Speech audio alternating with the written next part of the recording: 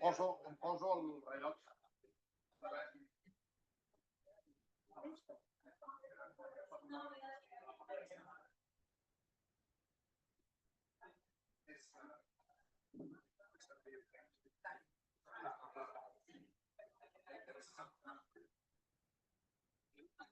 Però també...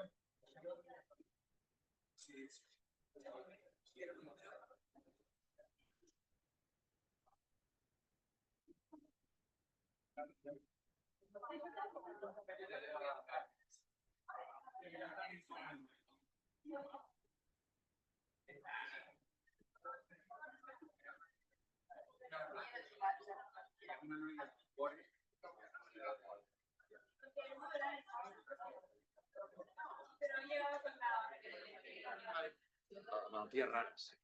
Malalties rares. Sí. No, però jo pujo aquí dalt. Ah, vale, aquí? Vale.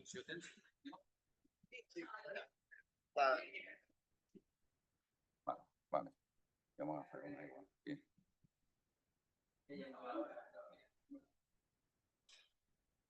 Espera't. No va, Això. Ara. Okay, so let's start. Okay, so it's for me a great pleasure to introduce the speaker of this seminar, which is Lluís Montoliu. Lluís Montoliu is a researcher at CNV in Madrid. Okay, and he's going to talk about the CRISPR Universe, where are today from scissors to bridge. Well, we studied together at the University of Barcelona, Faculty of Biology. but he moved to first to Heidelberg, and then he moved to Madrid, and he has been deputy director of the CBN. He is still deputy director at CNB, a member of this steering committee de CIBER de Enfermedades Raras, also director of the Spanish Note of the European Mouse Mutant Archive, okay, and honorary professor at the Universidad Complutense de Madrid. Well, he has a large lab with many people, so if you are interested to do a stage, you can also apply to the positions they are sending. They're working in animal models in rare disease, especially in albinism, okay? And also he's very involved in the CSIR ethics committee. She has this large index, more than 150 publications. He's also an awarded scientist. He has got many different awards, like recently the National Premio Nacional de Biotecnología from 2024, and CSIC Foundation BBVA, COSTE, and many others, okay? He also is a leader in the transparency in animal research. Actually, he leads this commission from the COSTE that involves more than 160 institutions. He is also a successful writer. Sorry, because this morning we have added these 2 books. He has written 9 books, okay? I recommend you this. You will have this presentation in the Moodle, so you can check. And I recommend you to read this. And there is another, so it's here you have 8, but on January, he's going to publish the 9th one, okay? He's also a great communicator. Please, I recommend you to go to this link and just listen to him. Well, you will see it. Also, she's also an influencer. He has more than 38,000 followers. And after this day, maybe we'll get more than 100 more, okay? And he's a good friend. And okay, and with any more delay, please, Lluís.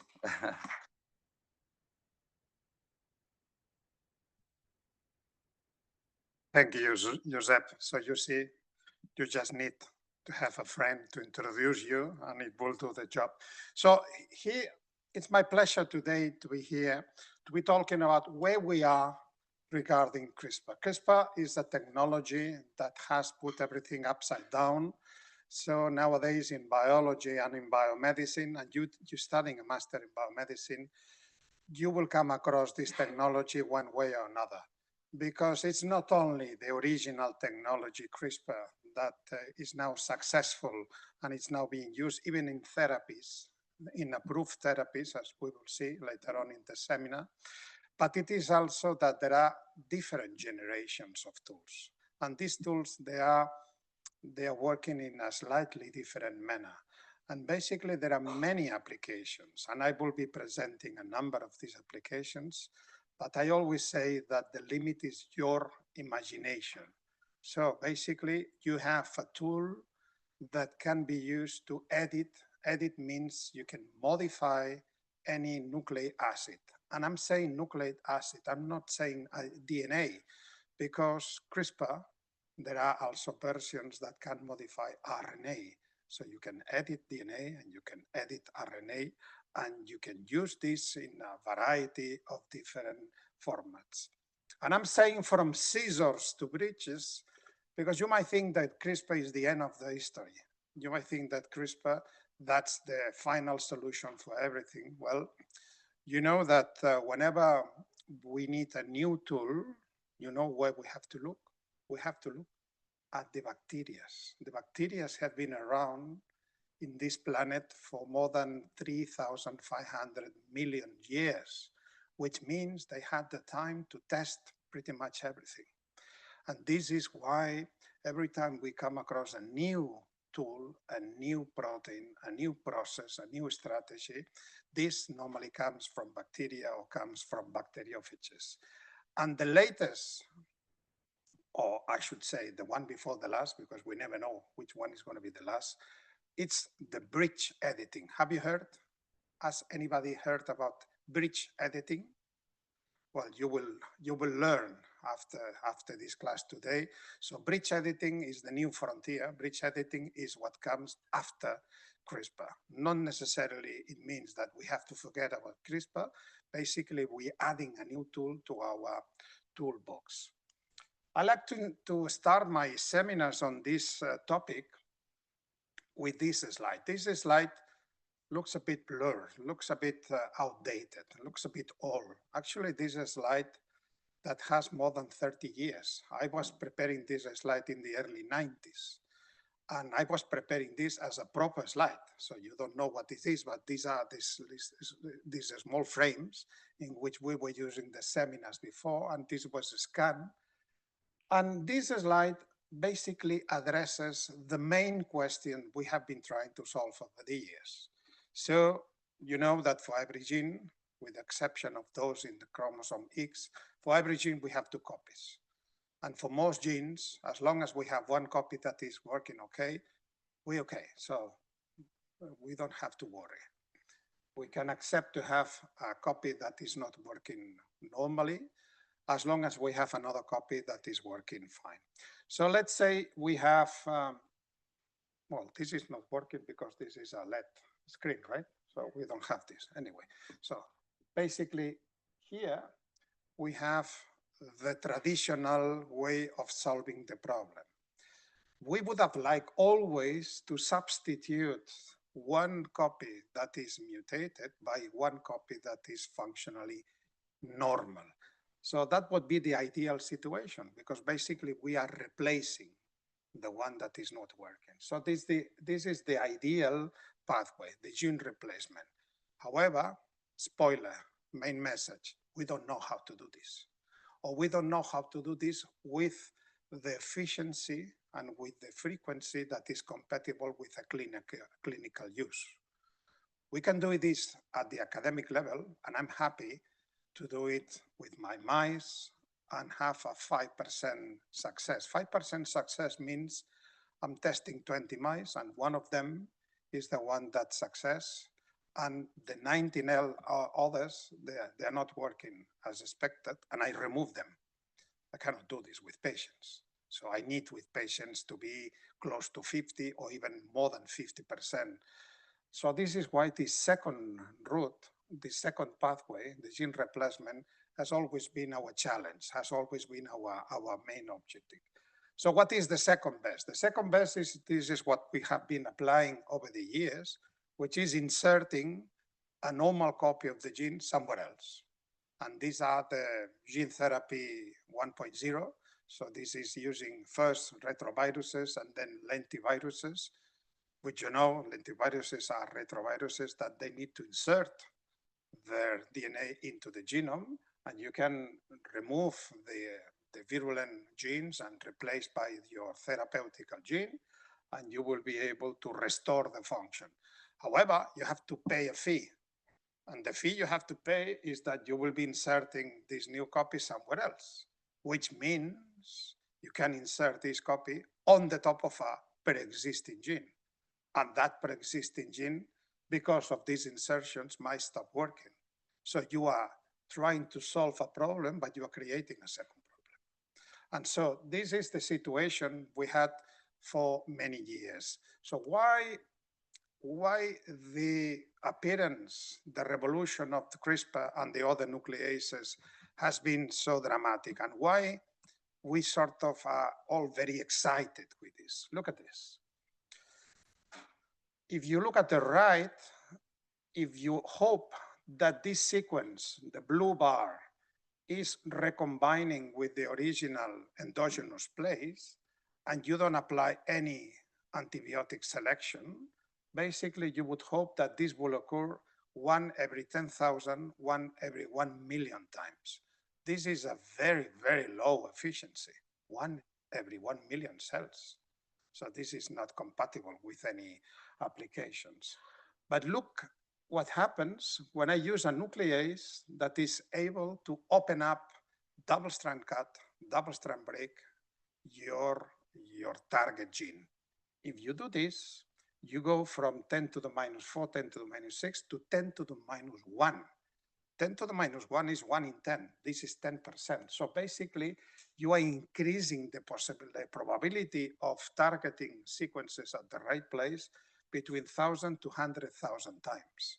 This is why we are so excited about using the genome editing tools, because they have enabled to introduce our desired sequence, our desired therapeutical constructs at the right place. So this is about cutting. So this is why we call them nucleases, because they cut DNA at double strand, and there are 4 flavors. This is not only one flavor. So of course, you probably have heard a lot about CRISPR, but before CRISPR, we had, in the last years of the previous century, we had the meganucleases. The meganucleases were not very versatile because they recognize a sequence between 20 to 40 base pairs, and they will be cutting that sequence. But of course, the question is whether the gene that you are interested has this sequence or not. If the gene doesn't have this sequence, basically this is useless for you, unless, and this came many years later, unless you produce the recombinant meganucleases. However, the recombinant meganucleases, in which you can fine-tune, you can alter some of these nucleotides or some of these amino acids. However, these recombinant meganucleases appear just at the time that CRISPR was also appearing, and so that's why pretty much nobody is using the recombinant meganucleases. The second flavor is the so-called zinc finger nucleases. These are pure artificial transcription nucleases, or transcription factors, or nuclear factors. So we are mixing up the domains of a family of transcription factors, which are those associated with zinc fingers. Zinc finger is a domain that recognize a DNA sequence. If you study hundreds or even thousands of these transcription factors, you can infer a code. So you can say every 3 amino acids, they will be detecting these 3 letters in the DNA. So depending how you combine, how you mix up the amino acids, you will be targeting different sequences.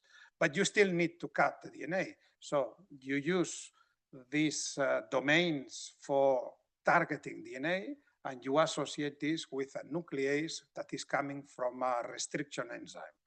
This is FOC1. This is a bacterial restriction enzyme that cuts double strand. And this is the first generation of nucleases that were programmable, because we could change these amino acids, and by changing the amino acids, we will be changing the targeting nucleotides. The next generation was the talents. The talents are derived from bacteria that are infecting plants. And when they are infecting these plant cells, they are taking control of the plant cells. And they're doing this because they have a central part of this domain of these proteins that has maybe 1 or 2 amino acids that target a given nucleotide. So it's another code, but you can infer this code, and you can use this code, and you can program, and you can combine a number of these central parts of these nuclear factors, and so you can design them to target a given sequence. And again, you need to use a nuclease to open up the DNA. If you pay attention, these 3 preferred flavors, they are using protein-DNA interaction to detect your desired gene, your planet gene. However, in the 4th flavor, which is CRISPR, this you don't have to do anything. So bacteria, they have solved the problem for you, because you have a nuclease which is universal. That's the same nuclease, and it will cut according to a small RNA molecule. The RNA will be the one that will be providing the specificity to the complex. So you change the RNA molecule and you target a different gene using the same nuclease. So meganuclease were the less versatile of all of these. CRISPR is the highest. I mean, this is the most versatile, because you just need to change this guide of RNAs according to certain limitations, and you will be targeting different genes. You will be targeting whatever you want. So everything started here in Spain, by the way, with the CRISPR. So you might know on your left, this is Francisco Juan Martinez Mojica, Francis Mojica. Francis is a microbiologist from the University of Alicante, and he was studying these CRISPR systems in bacteria. And he was the one putting forward the idea that this CRISPR is a defense system that the bacteria use to counteract bacteriophages and counteract plasmids. So intruders invading DNAs. However, the description of the system was read by other scientists, particularly by these two women scientists, Emmanuelle Charpentier and Jennifer Doudna. And they converted this defense system from the bacteria they're using to defend against their viruses, and they convert this into a proper genome editing tool. And this is what we have been using up to now. So there's a number of people that have been contributing over these 20 years, from 93 to 2013. 2013 was the first time these CRISPR tools were used. And these were two papers that were appearing in Science. And the two papers were signed by these, the four last people. They are four geneticists, and they happen to be working in the same city. They all work in Boston. So Feng Zhang and George Church. Feng Zhang works at the Broad Institute, and George Church works at the Harvard University. They were the ones publishing the first papers using CRISPR to genome-edited mammalian cells, in particular human cells. Ruder Jenich in May 2013 was demonstrating that this can also be used in mice. And Keith Young was also in April demonstrating this can also be used in zebrafish. And if you follow the literature in 2013, so 12 years ago, basically you will see that they probably reach every single species, so including plants, including yeast, including other bacteria. So these tools were used and applied in many different environments. We need another person, and this is a central person that will be the main character I will be referring in most of my slides. If it would be a second Nobel Prize for CRISPR, which is very doubtful, this probably will be the one that should deserve it. So David Liu also is also working at the Broad Institute. David Liu is not only been generating the second generation of CRISPR tools, but also generated the third generation of CRISPR tools. And so these are the ones that are nowadays being used in the clinics. So Charpentier and Doudna in October 2020, they got the Nobel Prize in Chemistry, very much deserved. And this is basically the short history of what happens with this system. Okay, right to the point. So we are in a hospital, we are in a biomedical institute. So how do we see the CRISPR today in clinical assays? So this is updated at 9 of October, so a couple of days ago. There are more than 134 clinical assays already using CRISPR. So this is a reality, it's no longer science fiction. And of course, there are, most of them, they are phase 1, some of them are phase 1-2, some of them may be phase 2, and they're starting a phase 3. And so it means that in a short period of time, in just 12 years, we have moved from no clinical assays to more than 134. In reality, these are a number of the pathologies that can be addressed with these CRISPR strategies. And you see this list. I mean, this is not an exhaustive list, that this is just to illustrate the type of diseases that are normally treated, or they are projected to be treated with this CRISPR. How many gene therapies do we have today in Europe? You might be thinking that there might be hundreds of gene therapies. Well, they're not hundreds, they are 60, 1-6, that's it. In the States, according for the approval for the FDA, there's a bit more, the list is a bit bigger. For the EMA is the European Medicament Agency, so there are only 16 products, and these are the 16 products and the corresponding diseases that have been approved. Only one of them is the one that is associated with CRISPR technology. This is Casgevy. Casgevy is prepared by Vertex Pharmaceuticals and by CRISPR Therapeutics. CRISPR Therapeutics is the company that was founded by Emmanuel Charpentier, the one that was winning the Nobel Prize.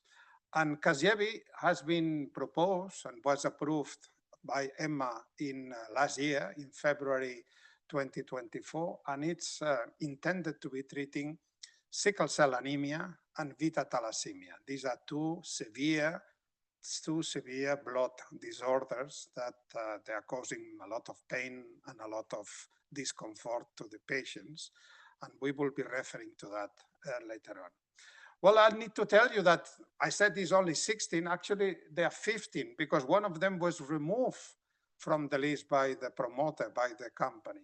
This is this bequest that was put by Pfizer, and this is a solution for one of the hemophilias, one of these blood clotting disorders. Well, one of the problems with this therapy that we will see in other therapies is that the cost of this therapy was $4.5 million per patient. So this is absolutely unsustainable. And probably this was one of the reasons that this therapy was also removed from the list. Where do we see CRISPR today in the clinics? So the most extended use of CRISPR is part of the immunotherapy for treating cancer. So you know, immunotherapy, it's one of the major advances that has been in the cancer field. So before we had surgical processes, we had chemotherapy, we had radiotherapy, and we have treatment with inhibitors. But immunotherapy is tried to enhance the power of the immune system of the patient. How do you do this? Because, you know, there was two main regulators, negative regulators of the immune system were characterized a while ago, CTL4 and PD1. These are the two genes that if you inactivate them, you sort of release a brake and the immune system is more powerful to be attacking the tumor cells, for instance. And how do you inactivate PD1 or CTL4? You have different strategies. In a number of cases, you're using antibodies, blocking antibodies. In other cases, basically you're using CRISPR to cut these genes and to inactivate the genes. So you are taking lymphocytes, T lymphocytes from a patient that is hopeless, that there is no treatment that is suitable for this person. This could be one of the three main most aggressive cancers, melanoma, myeloma, sarcoma. And then this patient is providing T cells. The T cells are used with CRISPR to eliminate PD1 or CTL4. And then before returning the T cells to the same person, you are infecting them or transfecting them with lentiviruses with a chimeric antigen receptor, CRR. So these are the CAR-T strategy. So this is probably the most successful use of CRISPR today. So basically, how do we work with CRISPR? So we start with a double-strand break at the top. These are these two red triangles. And we are using an RNA that is targeting to this place. And we need to follow certain conditions, such as these three bars that are in green color.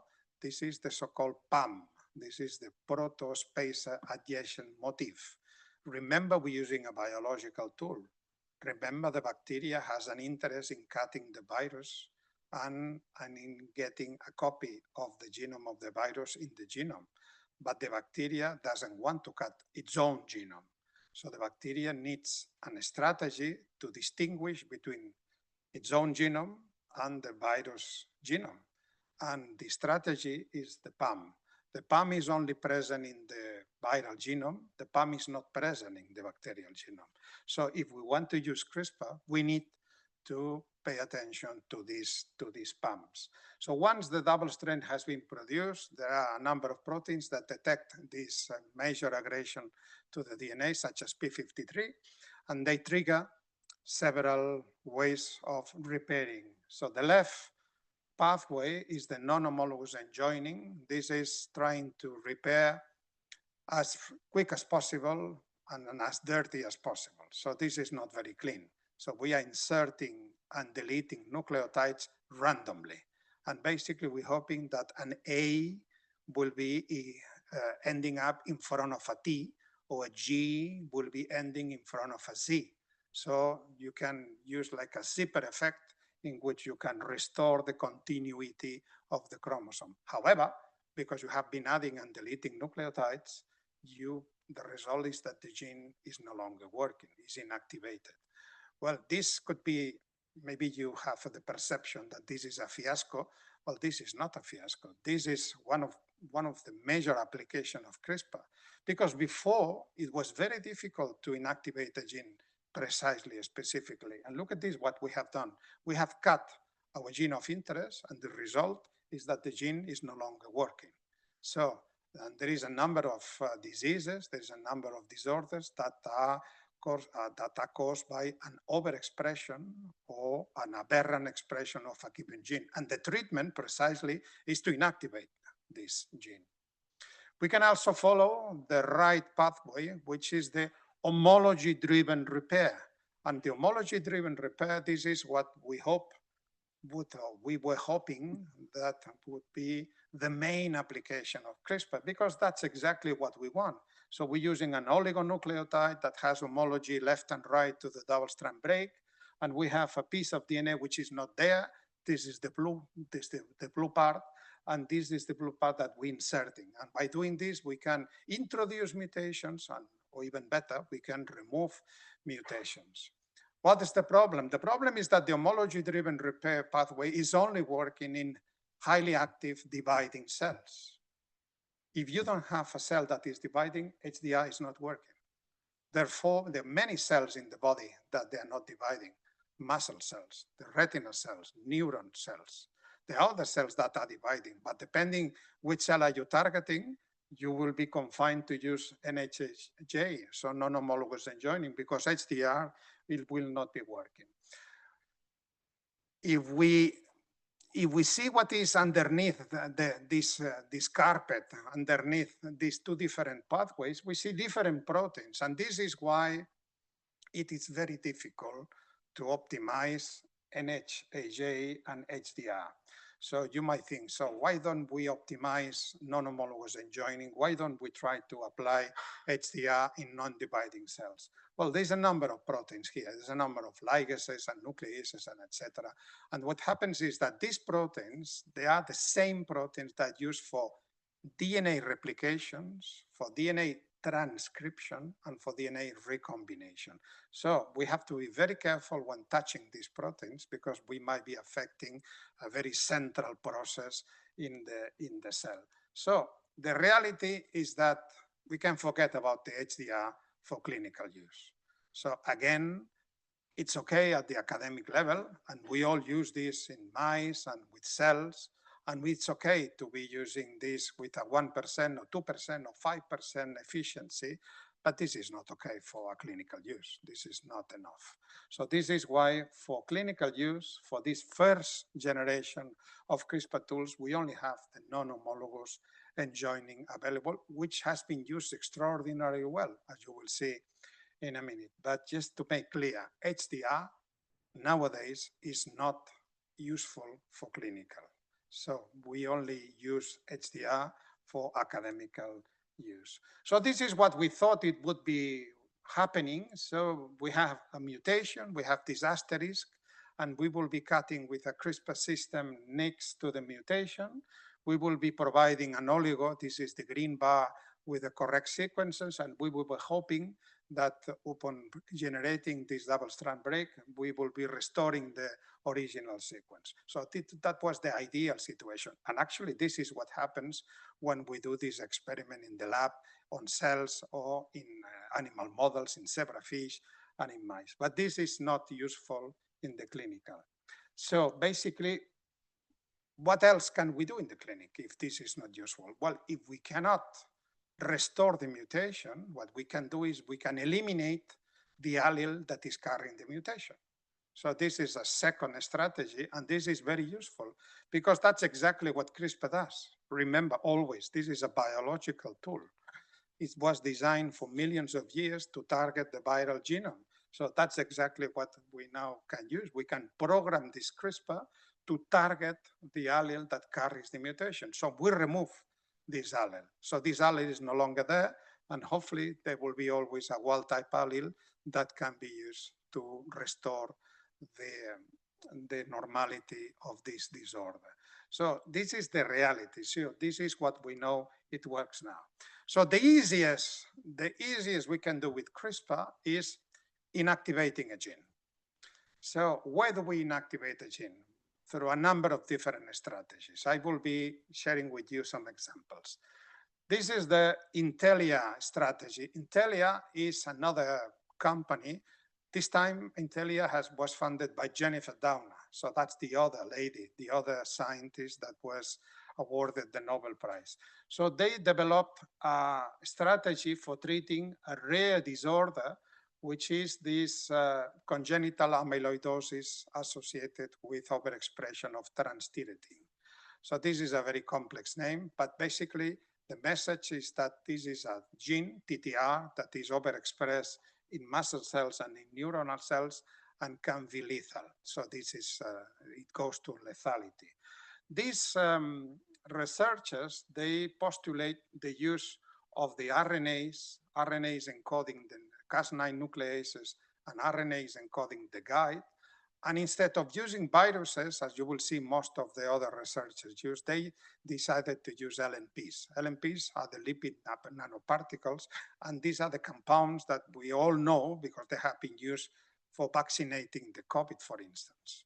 So the Pfizer vaccine, the Moderna vaccine was the RNA for the spike protein of the coronavirus, of SARS-CoV-2, and they were embedded inside this lipid droplet, this lipid nanoparticle. They used this originally in mice, and a single administration was enough to go down with the levels of the expression of the gene for over a year. So this is something that you need to bear in mind. Most of the treatments that now we are using with CRISPR, they go with single administration. So it's a single administration, and if everything goes well, so the benefits will last for more than 1 year. This was using the same strategy as these vaccinations. This was reproduced in non-human primates, and that's the best news. It was also given to patients, and this was one of the first patients, Paddy Doherty, in which he was treated for this amyloidosis. And you see his blood, the levels of this toxic protein was decreasing. They also apply the same strategy in Intellia for congenital angioedema. And in this case, they target this gene, kallikrein, which is in the center of this very complex system. I don't have the time to go there, but basically you can have a look. And what I want to highlight is that this, to me, I don't have anything to do with Intellia, but to me, this is one of the best strategies to lower down the prices of these therapies, because they decided to use this in a modular fashion. Basically, they're using the same LNPs, they're using the same RNA encoding the Cas9, and the only thing they change is the RNA guide. For the amyloidosis, they target the TTR gene, and for the angioedema, they target the kallikrein. But that's the only change. So basically, just by doing this, they have decreased the price of the product they generate down to 10% of the original price. So this is one solution. It's not the solution, but it's a solution that I want to highlight. What else you can apply CRISPR for inactivating genes in xenotransplants? So the organs from pigs, if you try to put them in the human body, they will be immediately rejected, unless you try to hide the origin, the swine port origin of these organs to our immune system. And how do you do this? By 10 genetic modifications. These are the animals with the highest number of genetic modifications. There are 4 genes of the pig that are inactivated, and 6 genes of human genome that are added, which are regulatory elements of the complement pathway. And if you do this, the organs will stay for some time. You still need to provide immunosuppression because it's not working 100%. Well, we're referring to mini pigs, not to the domestic pig. This is a domestic pig. And believe me, if you let it grow, it will grow to 300, 400 kilos. So this is not the animal we're using. These are the animals we're using. These are the mini pigs. Mini pigs, which are not that mini, they are 70, 80 kilos, but these are a size and a weight which is compatible with the human body. And this is why the size of their liver, the size of the heart, the size of their kidneys is similar and is compatible. The first pigs that were obtained, somehow they are related with Dolly. Dolly the sheep, the first cloned animal from adult cells. You remember Dolly. Dolly, February 1997. The company producing Dolly was entering bankrupt, PPL Therapeutics, and was purchased by Revivicor, who entered bankrupt in 2011 and was purchased by United Therapeutics. And this United Therapeutics is the one producing the pigs. So basically, we're using the pigs because of Dolly. So the technology that was used to create Dolly is now used for creating these pigs.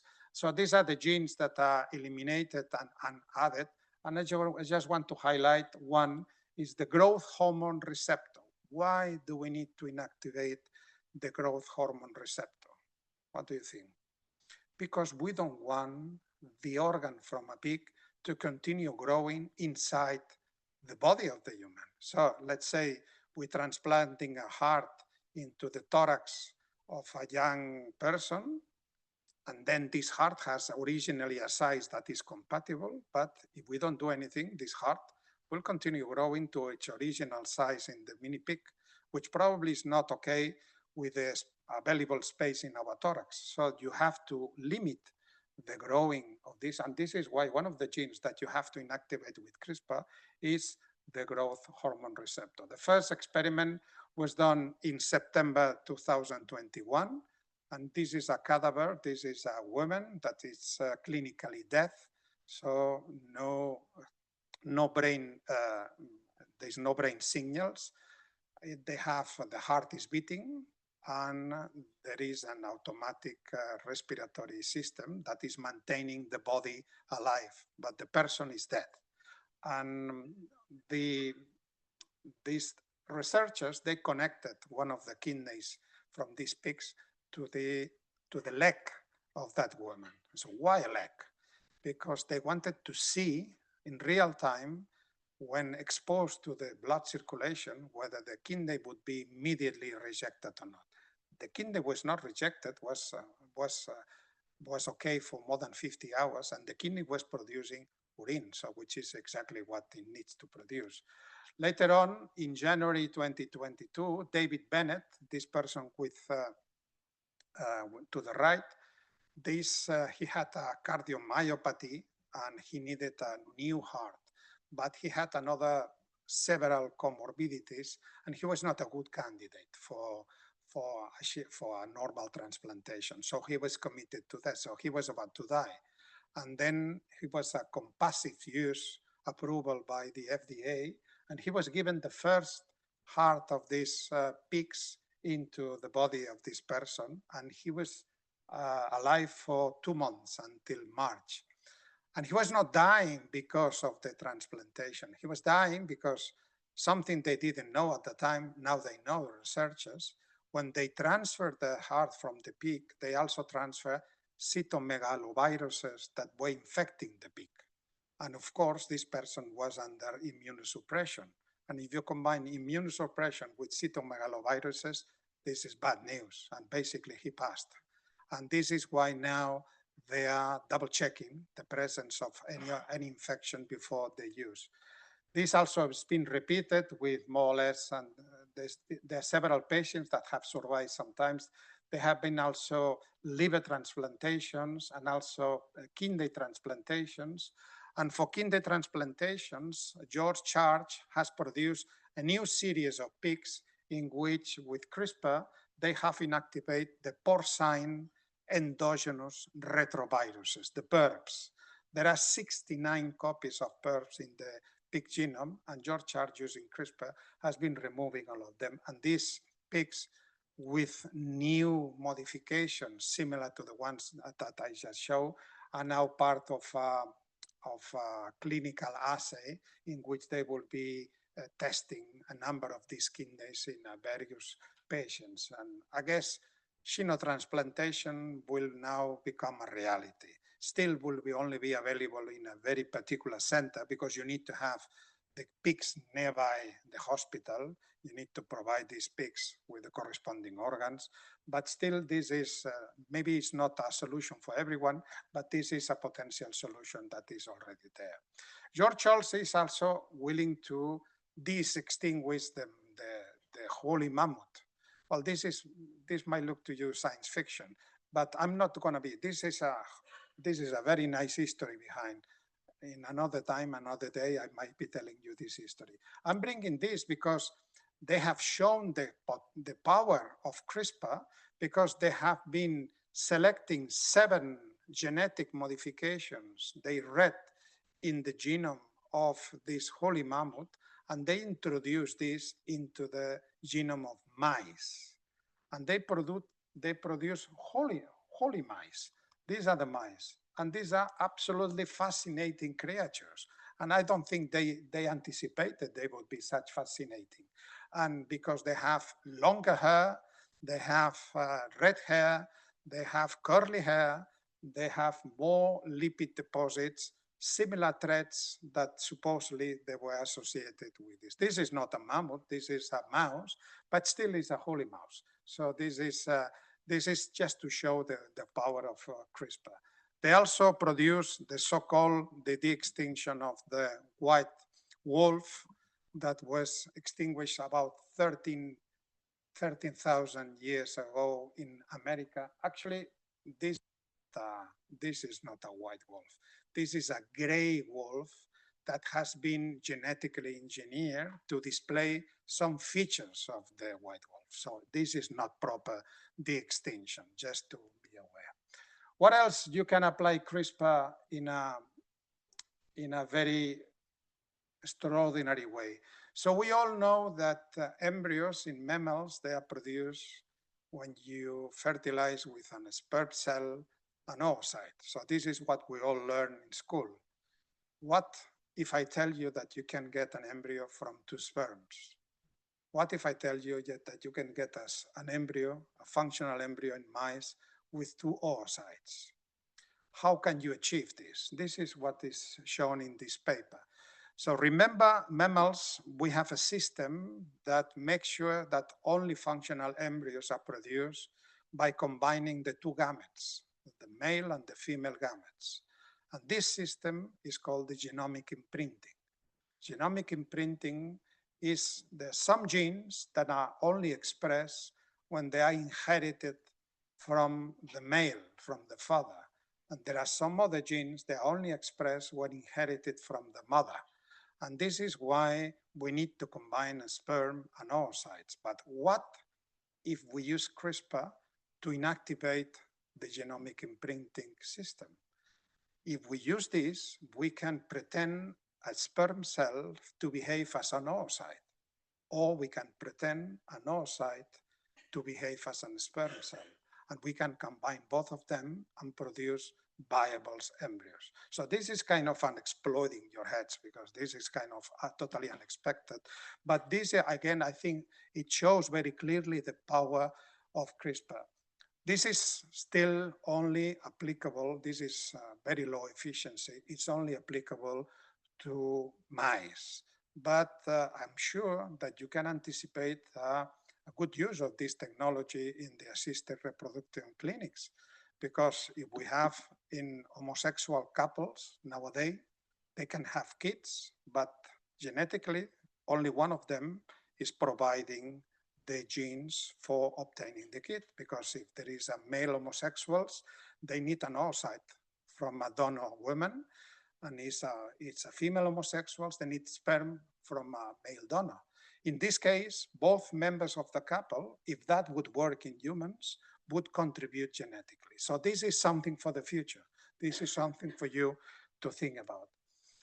What else we can do? We can inactivate the possibilities of these nucleases to cut. So Cas9 is cutting double strand, and ECase is only cutting one single strand of DNA, and the dead Cas9, dCas9, is not cutting any double strand. So what's the point of having a nuclease that is not cutting DNA? Well, the point is that you can combine these inactivated nucleases that nonetheless will still be targeting a place in the genome, because you will use an RNA to target these inactivated nucleases somewhere in the genome.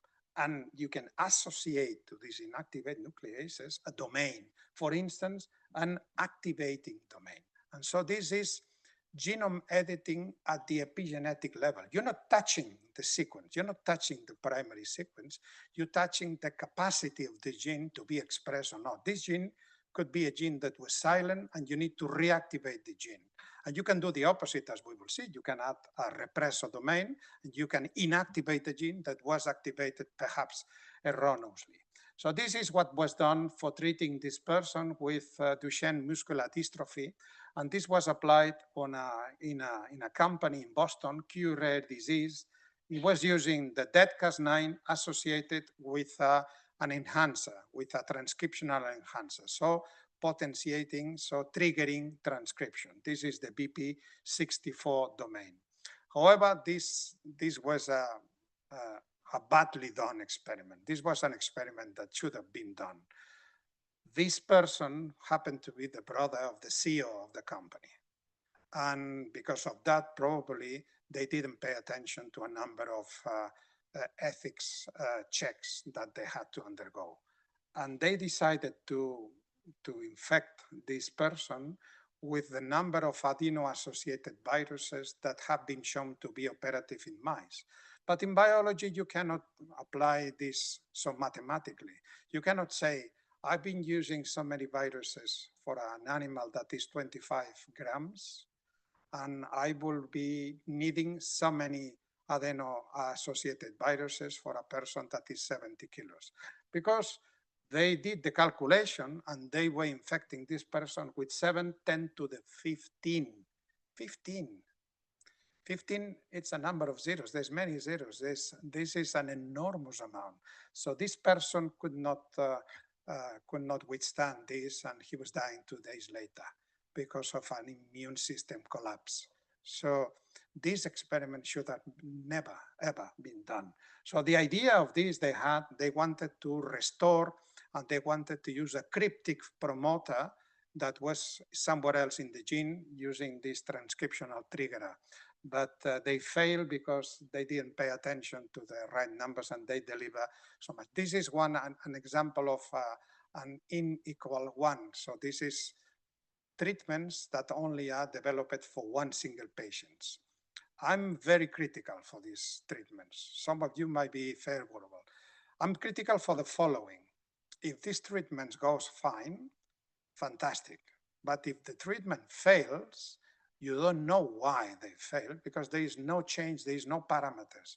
You cannot say, so why this experiment failed? Because you haven't been playing with all the different parameters that are required. So you can do the opposite, which is associating these dead nucleases with a repressor. And this is what Angelo Lombardo was doing in Milan. This is at the San Raffaele institution. This is one of the leading hospitals in Europe on gene therapy. And Angelo was using not CRISPR, but was using zinc finger proteins associated with a repressor. And basically the idea was they had is to go down with the PCSK gene, PCSK9 gene. Well, the gene is a repressor of a receptor of the low density lipoproteins.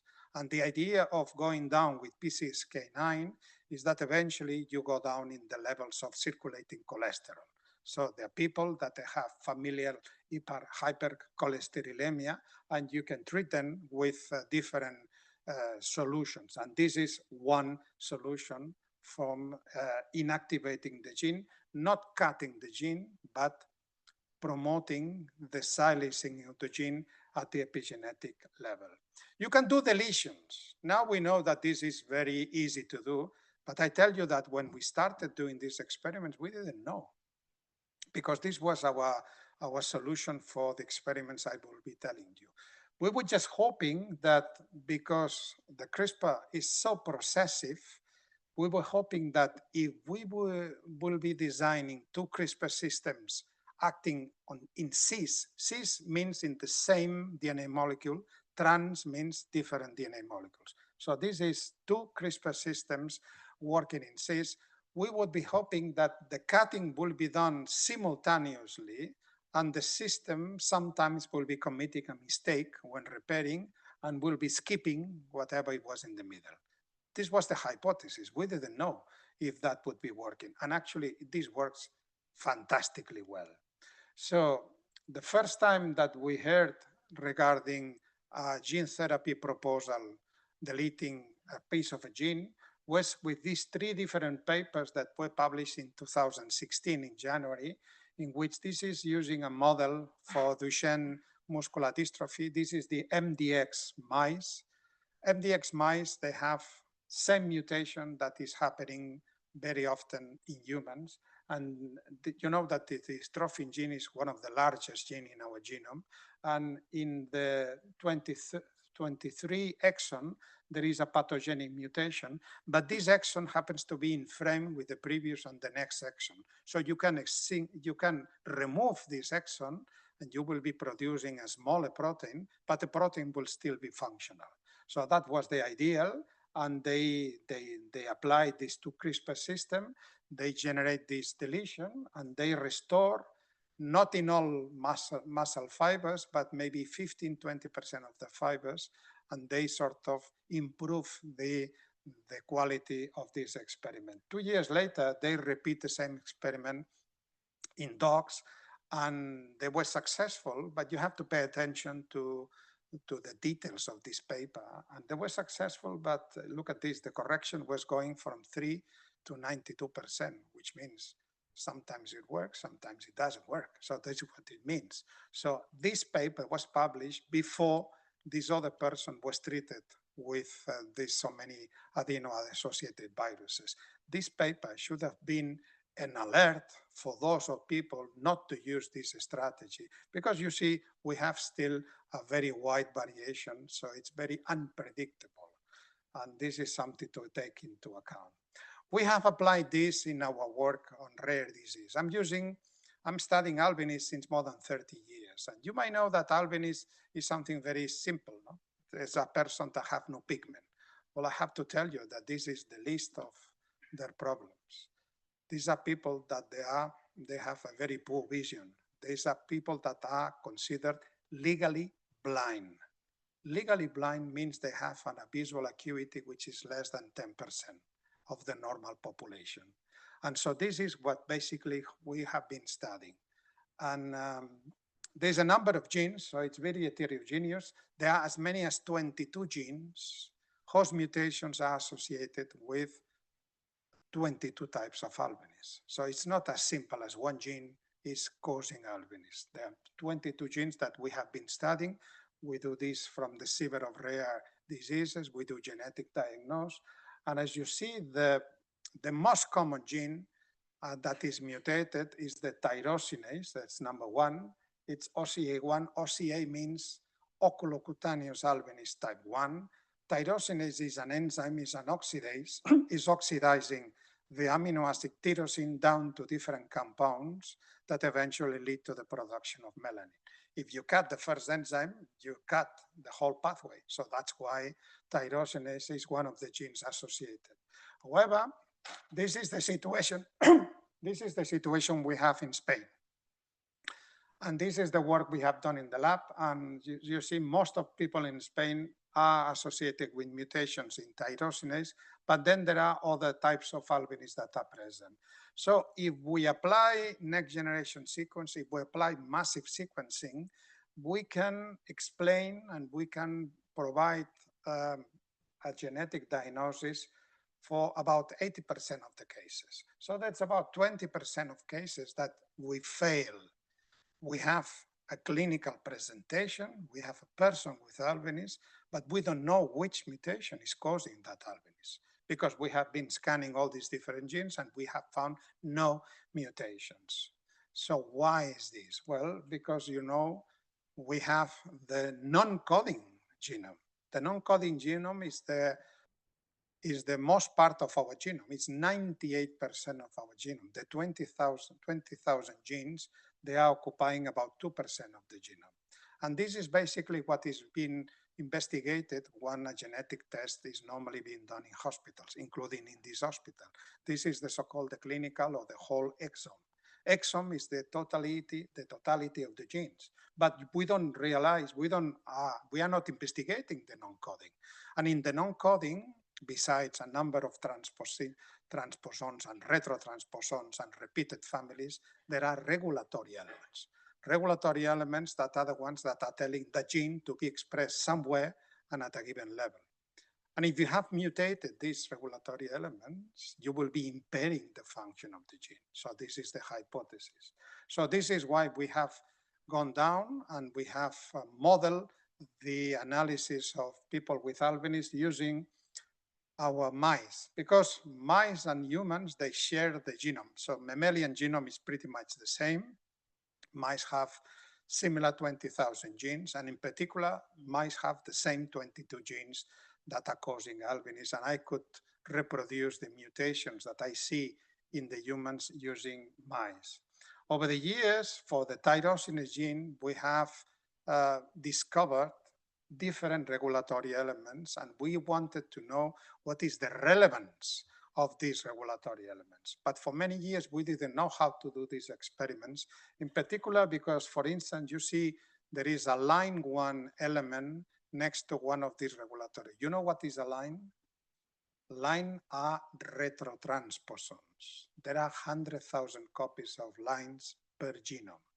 If you have a line next to a sequence of your interest, this is bad news for you, because you will be, if you want to use the sequence for homologous recombine, you might be ending up somewhere else in the genome because there's so many copies of the same sequence somewhere. So for years, we couldn't apply homologous recombination until we came across to CRISPR. Because with CRISPR, we can, bioinformatically, we can identify 20 nucleotides that are unique left and right. And by doing this, we can promote the cutting left and right, and we can promote the deletion of this regulatory element. And if we do this, we don't have to be much specialist. So the mouse on the top is gray, the mouse at the bottom is black. So something is happening to the mouse on the top. And what happens to the mouse on the top is that we have removed with CRISPR this regulatory element. Therefore, this regulatory element was important because we are altering the expression. This is a gene that is controlled mostly at the transcriptional level. So when we see the level of pigmentation, we kind of are reading the level of transcription.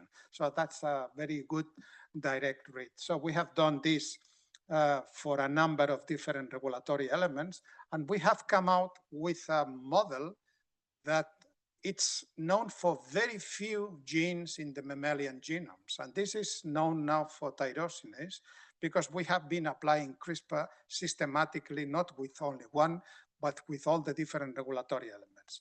For instance, now we know that there are 2 CTCF sites that are producing a loop that includes tyrosinase and a neighboring gene, which is NOX4. This is a mitochondrial gene from the respiratory gene.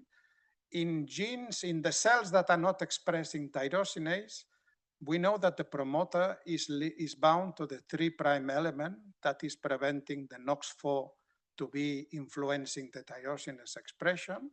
In melanocytes, which is one of the 2 cells expressing tyrosinase, we have the 5' element that is now bound to the promoter. And in the retinal pigment epithelium cells in the retina, we have a far upstream element that is now joining. So how do we know this? Because we have done all these experiments with CRISPR. Otherwise, we never ever would be able to produce these knowledges. We can also produce very large deletions. So this is a few hundred kbs with CRISPR for modeling a congenital hearing deficit. This is a particular congenital hearing deficit that we were reproducing. And this is a collaboration we did with other colleagues at the CSIR of Rare Disease. And of course, the deletion was the strategy that was used for the approved CRISPR therapy. I told you before about Casgevy. Now it's the time to talk about Casgevy. Casgevy, it's a beautiful solution that is coming from basic science. So this is again an example of basic science translated into applied science. Stuart Orkin is one very well-known hematologist at the Children's Boston Hospital. And Stuart Orkin realized that the hemoglobin in adults has 2 alpha chains and 2 beta chains, whereas the fetal hemoglobin has 2 alpha chains and 2 gamma chains. So gamma is substituting beta. When we're born, the gamma gene gets silenced and the beta gene gets activated. Why the gamma gene gets silenced when we're born? He discovered a repressor. The repressor is called BCL11A that is sitting on the top of the promoter of the gamma gene, preventing these genes from being expressed. And then he was envisioned the following. He said, what about if we CRISPR BCL11A? If we repress the repressor, we will be promoting what was repressed. And that was a brilliant idea, and it worked fantastically well. However, they couldn't inactivate the gene because the gene is required for other steps in the hematological system, and they decided to target an enhancer. So they decided to remove an enhancer that is used by BCL11A. And similar to what happens to tyrosinase, they reduce the expression of the repressor just enough so that many of these promoters got accessible to other transcription factors, and then the gamma gene was reactivated. So this was the solution in which the beta mutant, which is associated with sickle cell anemia, it's converted into gamma. It's not only that you are recovering the capacity of this hemoglobin to load oxygen in a better manner, but also you're changing the shape of the red cells. So sickle cell anemia, sickle cell means this half moon, and these are the ones collapsing all the arteries and the veins and all the vascular system. So this is why these people have embolism all over the body. They can have a heart infarct, they can have an ictus, they can have many problems during their life. By changing this, the beta mutant is replaced by the gamma, and you're having an adult that is working and is surviving thanks to a fetal hemoglobin that normally shouldn't be there, but because of the CRISPR treatment is there. So how this is working? Well, this is Victoria Gray. This is the first ever patient treated, and that was treated once, and this is corrected for life. So this is a person, and in 18 months, in green is a decrease in beta globin, and in blue is an increasing gamma globin. There have been other patients later on. How can we interpret this? Because you might think, well, we're removing the repressor of gamma, but why beta gets silenced? Well, this is something that we know from the 90s, and this is to do with the super enhancers that some genes have. The beta globin locus has an epsilon, which is an embryonic gene. We have the gammas, which are fetal. We have a pseudogene, the delta, and we have the beta gene, which is the one in adults. But we have a super enhancer, an LCR. This is a locus control region. And this is working purely in physical manner. So it's contacting with the next available promoter, the promoter that is free of repressor, that is close to this super enhancer. At the beginning, the adult and the fetal are close by repressors. And of course, the only promoter available is the embryonic. At certain point during fetal development, so the embryonic gets repressed, and the next available promoter close in distance is the gamma. And that's the one that gets activated. When you're born, this fetal gets inactivated, and the next one that gets available is the adulthood. Therefore, now if you remove the repressor of the gamma, it becomes the next one that is available, and this is why the gamma gets now being used and the beta is no longer used. Well, this is a therapy that has a certain limitation, so the recruitment for these patients has some limitation, as you will see here.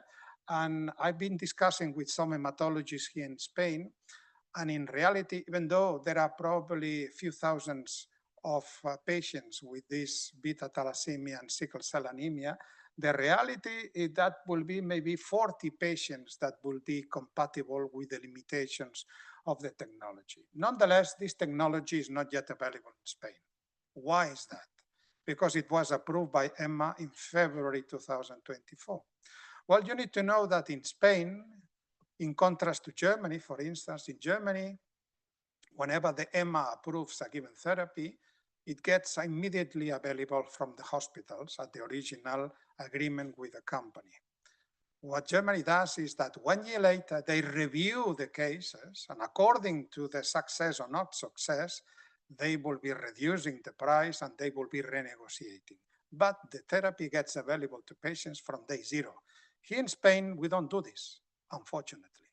And what happens is that there is a commission at the health ministry that has to set a price. And the price has to be set between the company and the administration. And of course, the company says, I want to put this therapy at this price.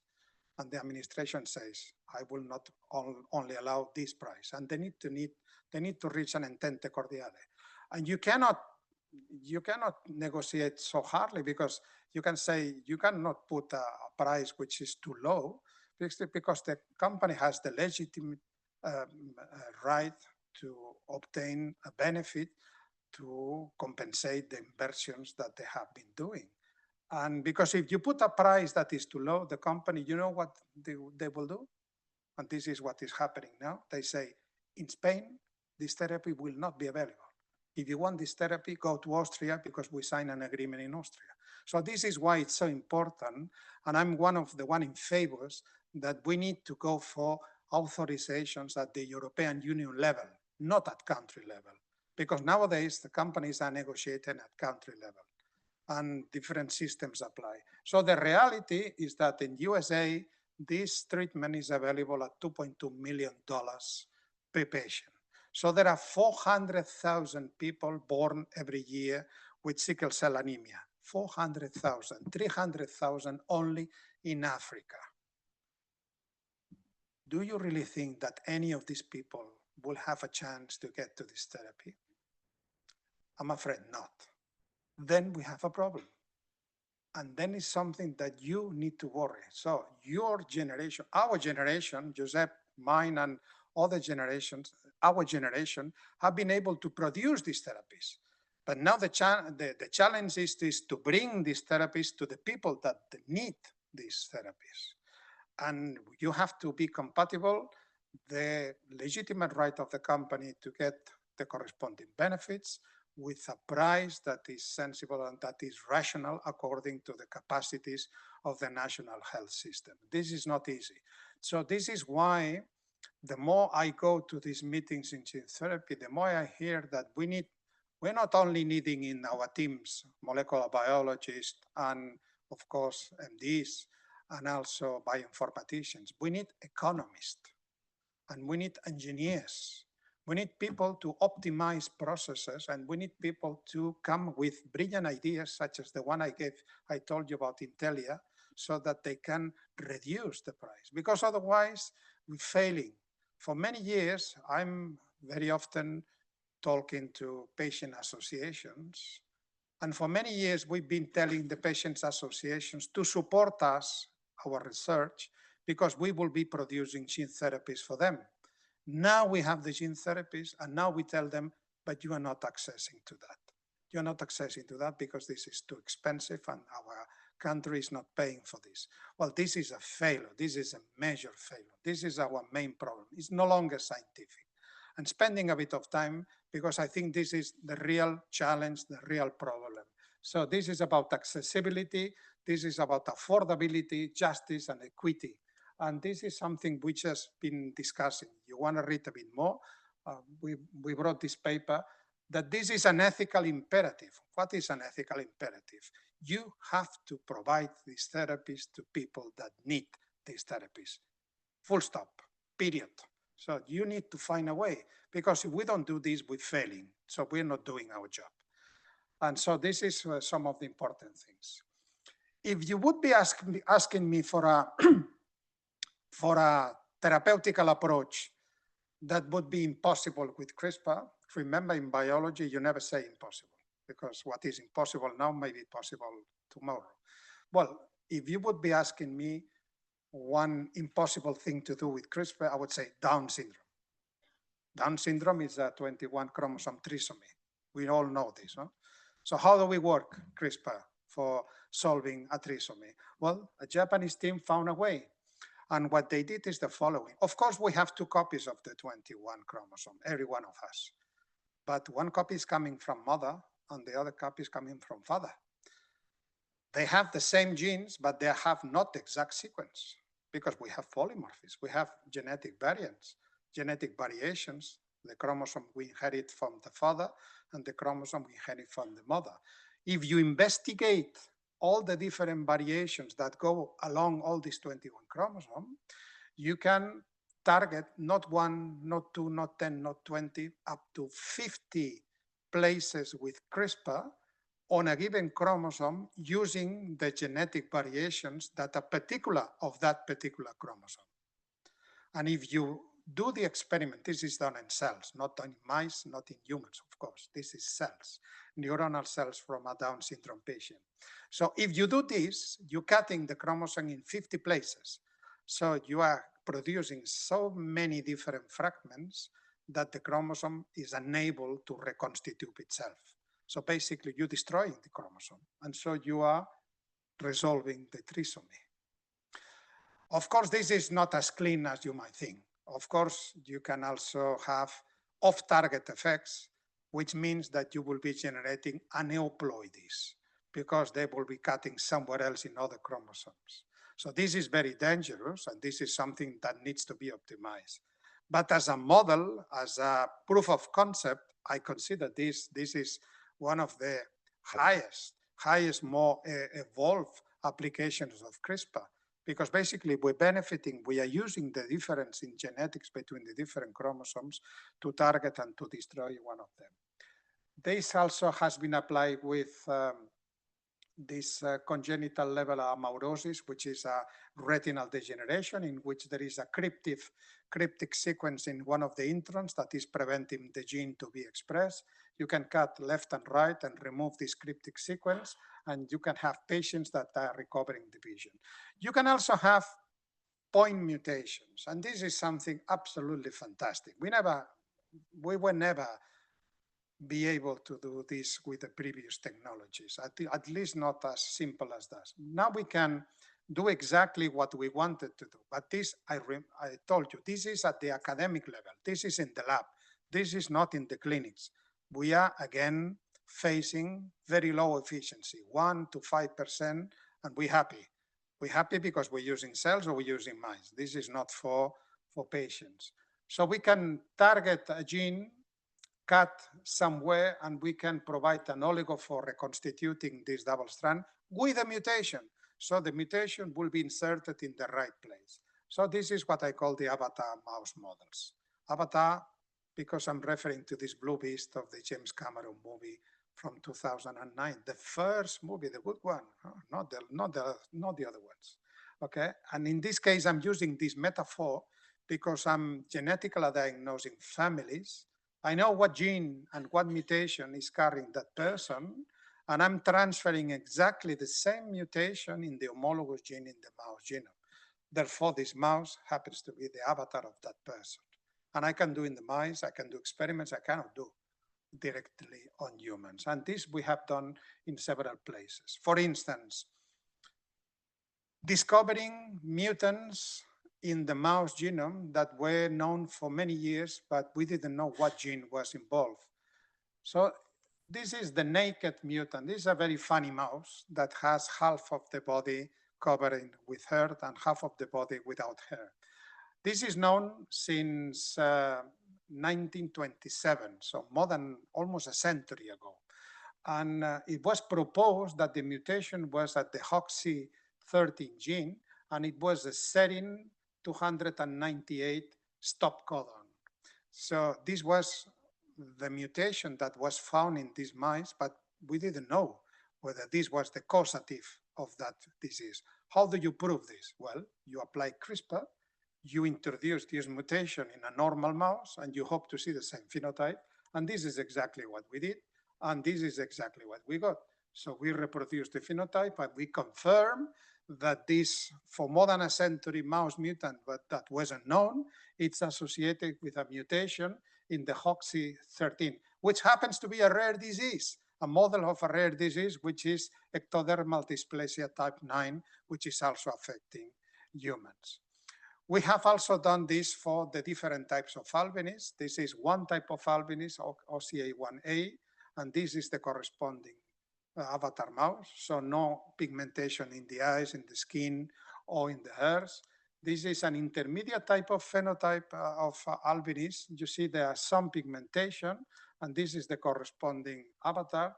This is the albinism which is most common in Africa. This is a boy from Cameroon with albinism, and this is the gene OCA2.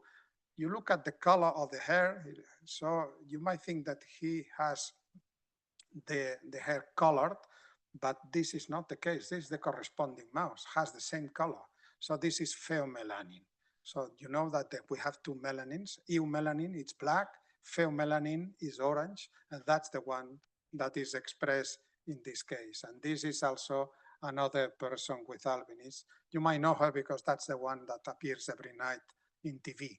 This is Patty Bonnet, and this is the one that we have diagnosed. So we have all these different mice.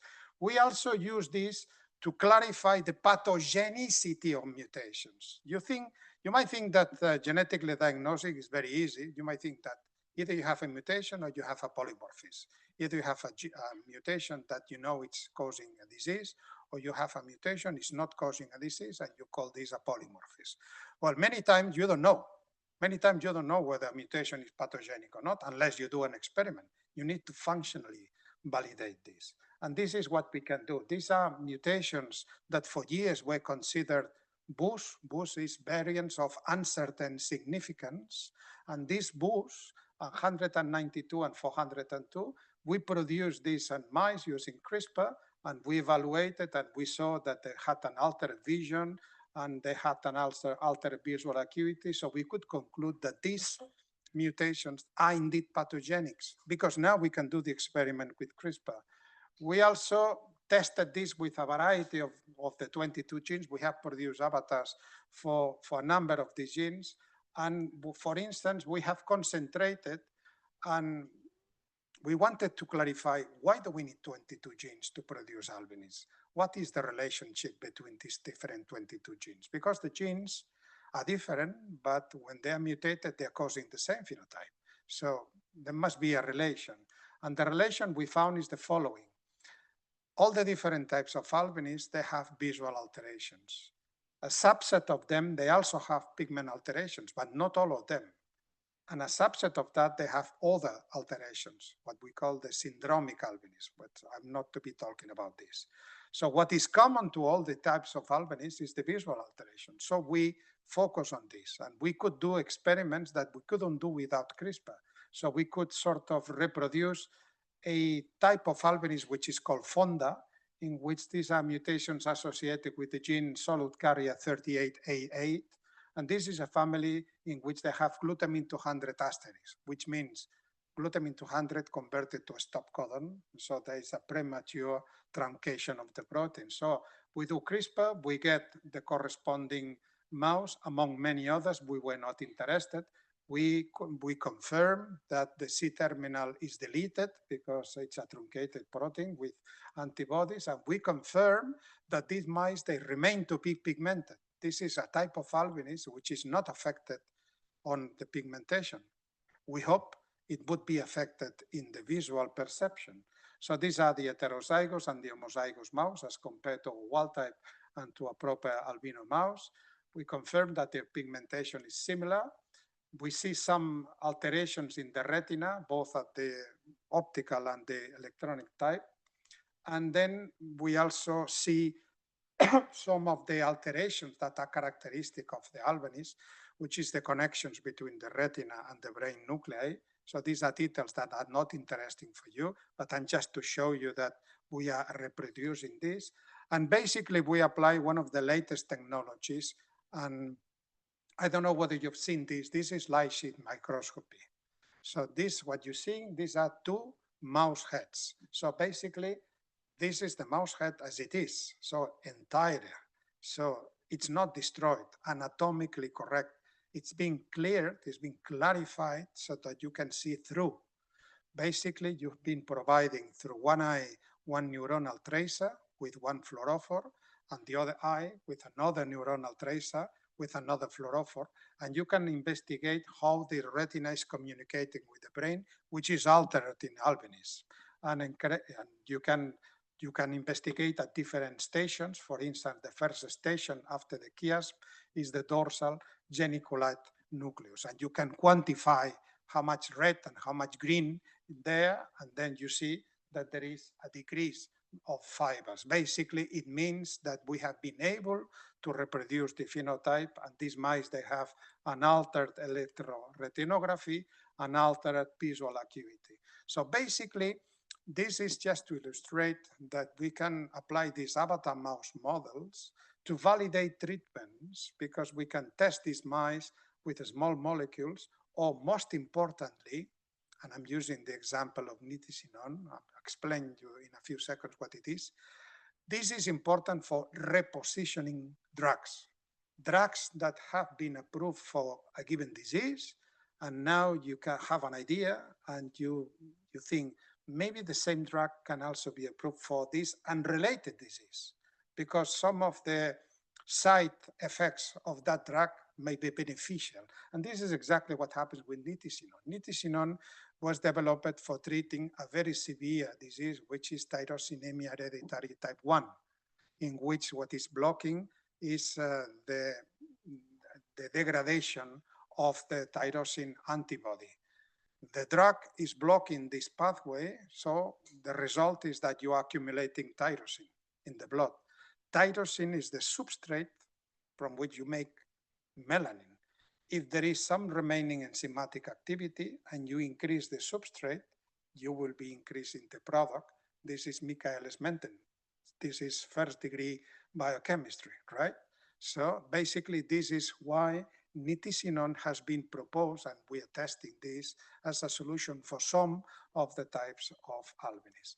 Of course, we have limitations, which are the off-target effects, and this is something I need to tell you. Off-targets is that basically we're using a 20 nucleotides RNA to target our favorite gene, but these 20 nucleotides can also be maybe 19, maybe 18, maybe targeting somewhere else in the genome. So you end up not only cutting the gene you are interested, you are cutting other genes. This is, of course, something to take into account when you are developing therapies. Remember, we have a human genome that we have been using since 2001.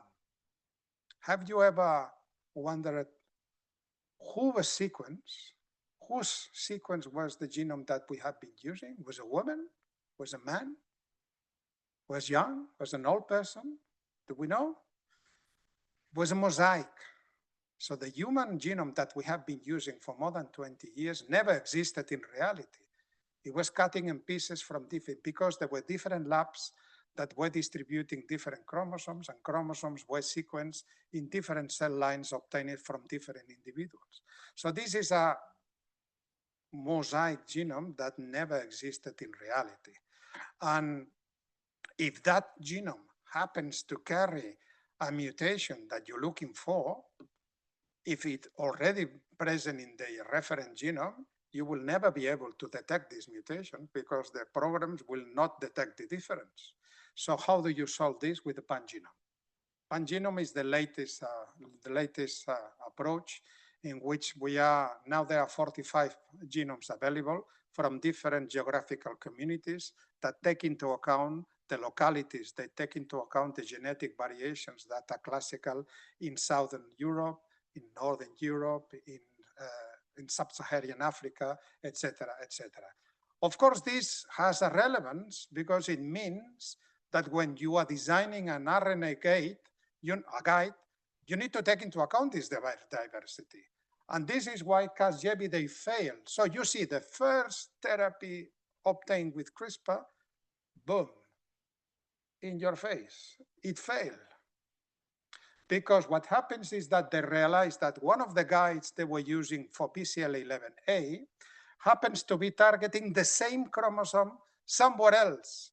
Therefore, the same guide can sustain the cutting of the same chromosome in two different parts of the same chromosome. So you can promote a major deletion or you can promote a major inversion.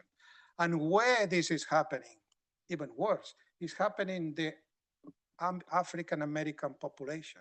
And who is most often having sickle cell anemia? The people from African origin. So 1 in 10 people from African origin, they have this polymorphism. If they would be treated with Casgevy, we will be producing these deletions or these inversions. So you see, this is because when they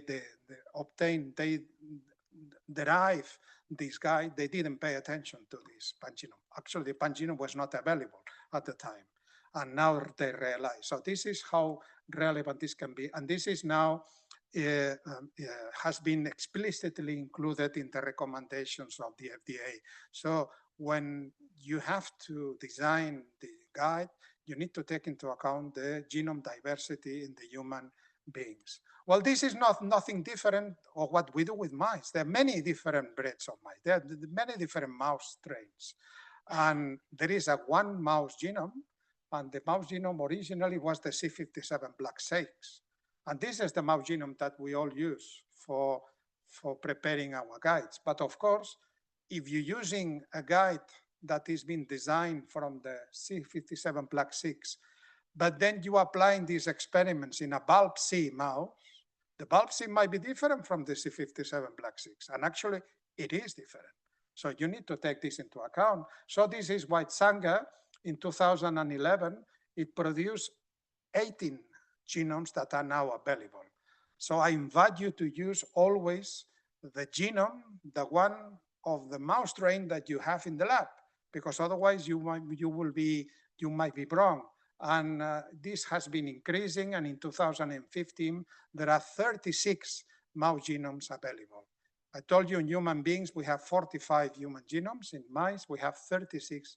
So it's not okay to use the C57 all the time. You need to use the mouse genome that corresponds to the mouse strain you have in the animal house. So this is important because all these genetic variations are always present.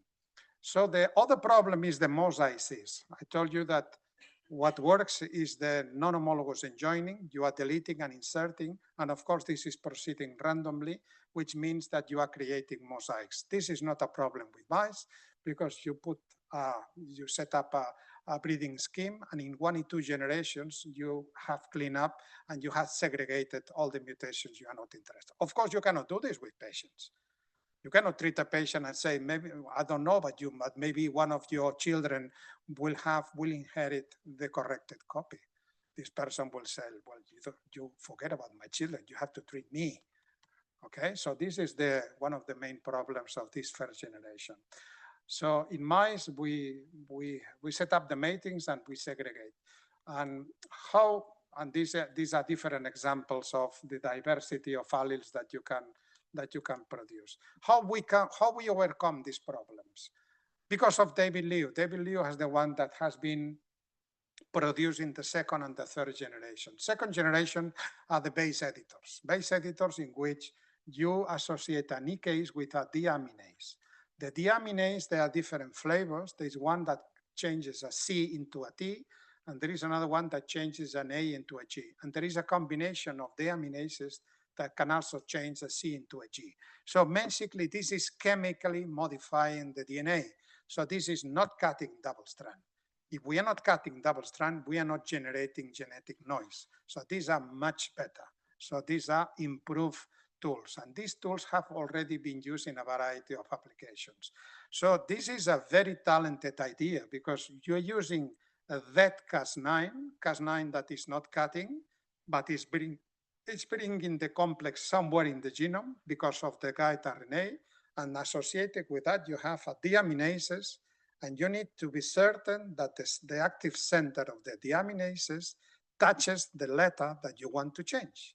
So this is at the atomic level. You need to know where you are, and this is very important to decide where you put the guide, because depending where you put the guide, you will be touching a given nucleotide, or you will be touching a neighboring nucleotide you don't want to change. So this is why we have problems with the first generation of base editors that have been solved with the so-called PAM-less nucleases. PAM-less, which means that they don't need a PAM any longer. So you can move these nucleases, even nucleotide by nucleotide, until you come across to the one that you require, because you need to change that given C or that given A and not the other ones. So this has been used in tyrosinemia hereditary type 1. This also has been used in phenylketonuria. This is one of the classical rare diseases in which the phenylalanine hydroxylase is being mutated. And this is an enzyme that is transforming phenylalanine into tyrosine. If this enzyme is not working, tyrosine is not being produced. Tyrosine is required for melanin, and so this is why the mouse in the middle has less pigmentation, whereas the increase in the production of phenylalanine is neurotoxic, and so this is why you need to avoid and you need to detect this as soon as possible. This is also been applied in retinosis, in pigmentary retinosis, retinitis pigmentosa. This has also been used in a model of progeria. This is accelerated aging. In this case, you can cure a mouse model of progeria by using one of these base editors that transforms a given C into a T in the lamin gene. The lamin gene is the one that is affected in this progeria. You can also apply base editing for changing the mutation in the beta globin, which also, again, it's a model for sickle cell anemia. And you can also correct a variant that is associated with some hypertrophic cardiomyopathy. And you can also have this for some chronic granulomatous disease. And there's many examples in which these base editors have been used. I wanted to show you this because this already has gone into the clinical assays. This is VERB and the researcher Kiran Musunuru, who has been using base editors to change a coding codon, which is CAG, that codes for glutamic. C converted into a T, it's converted into a TAG, UAG, which is a stop codon, which means you can use base editors not only to change amino acids, but also for truncating proteins. So you can inactivate genes using. And if you inactivate the PCSK, which is a repressor of the LDL receptor, these receptors in the liver cells will go up, and then the LDL, which is circulating, will go down. You probably have heard about this experiment that was popularized at the beginning of the year. So this was a kid that was born in Philadelphia, in which the carbamyl phosphate synthetase 1 gene was affected. This is the CPS1 gene. Well, the CPS1 gene is one of the main genes in the urea cycle. So this is the protein that removes the ammonium from the blood. If you have the gene mutation, the ammonium goes up, which is toxic, and you die, as simple as this. Okay, and then this kid was about to die. And then in 6 months, they were quick enough, fast enough to identify the mutation, realize that at least in one of the alleles, because this is a recessive mutation, in one of the alleles, it was possible to apply a base editing strategy. They tested this in cells, they tested rapidly in mice, and they reintroduced these base editors into this boy, and the boy restored and started to remove the ammonia from blood. So this is a success, and this is again one of these N=1 treatments. This is one single patient that has been treated, but this is opened the way for other patients that have a similar. You might also have heard about Eliza. Eliza is a British girl. She had this acute lymphoblastic leukemia that was resistant to chemo and radiotherapy, and he was treated with base editors for inactivating a number of markers, CD7, CD52, and the receptor of the T cells. And he was also combined with a CAR-T approach, and this was the success, and she was surviving. Otherwise, she would have been dying soon. So this is, again, an example of a success at the clinical of the base editing. This is 2022. This was 3 years ago.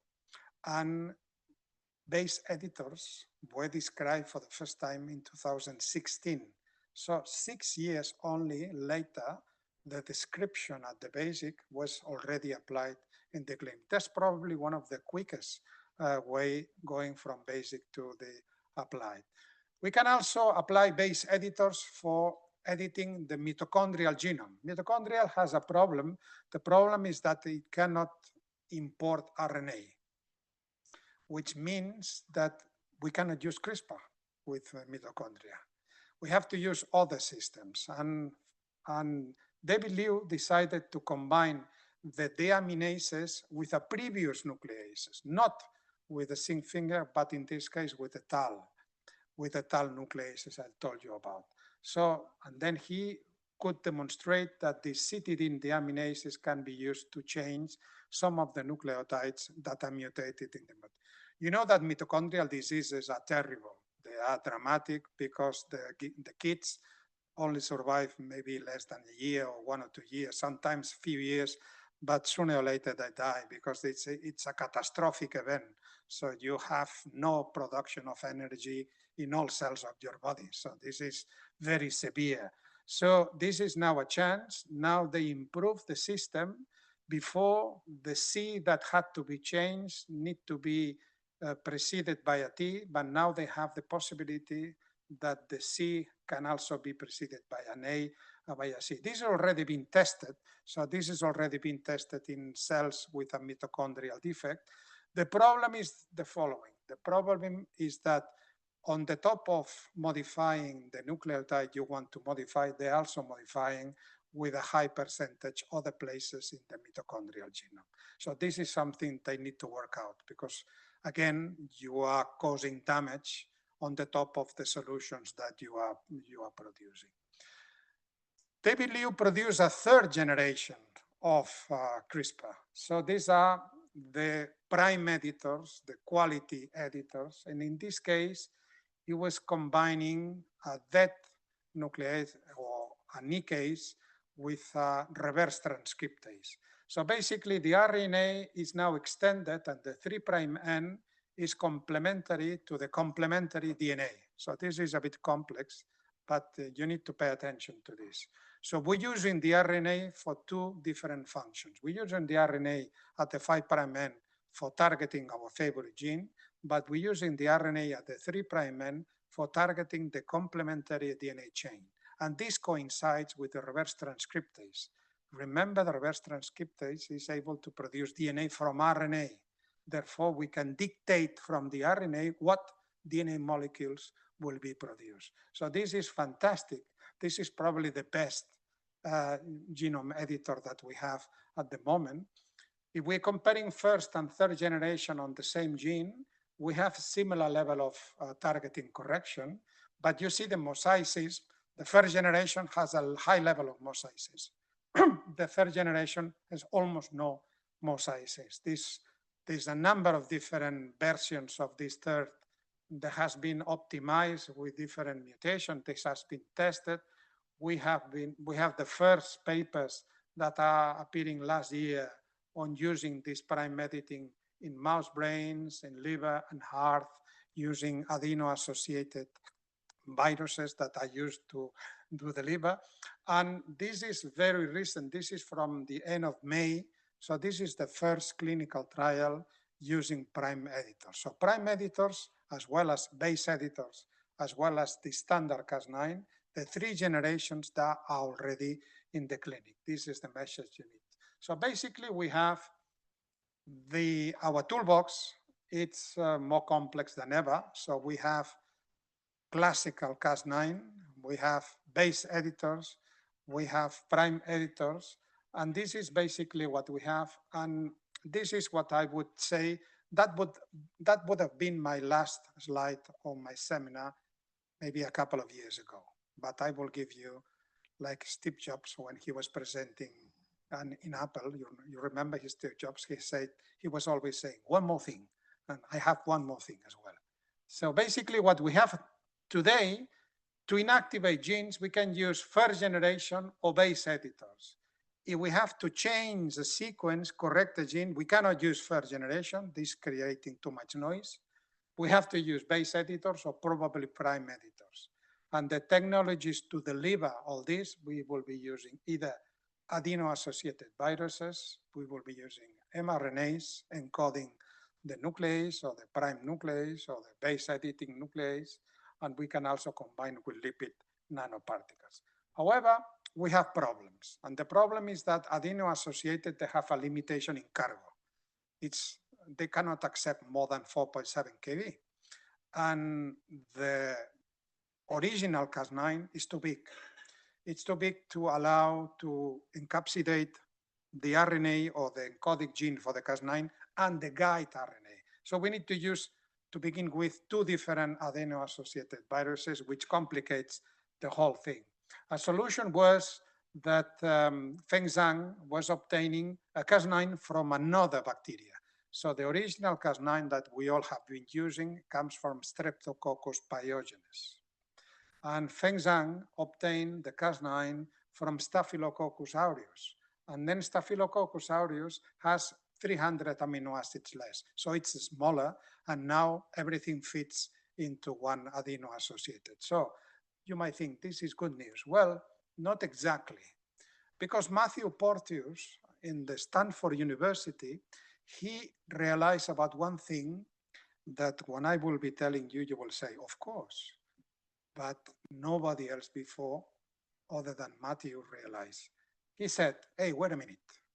We're using nucleases from Staphylo aureus and from Streptococcus pyogenes, and these are pathogenic bacteria. Pyogenes is causing otitis, laryngitis. Staphylo aureus is the beast in the hospitals, is causing so many infections. So he was thinking, perhaps most of us, we have already antibodies against this bacteria because we have been exposed to this bacteria and also to all their compounds, including the Cas9 nuclease. And he was right. Most of us, we carry antibodies and we have T cells that are. So basically, if you want to treat a person with one of these Cas9s, the person has already antibodies, you will be promoting an immune reaction. And this immune reaction can be very excessive and can be even deleterious, can be even a problem. So we have a problem.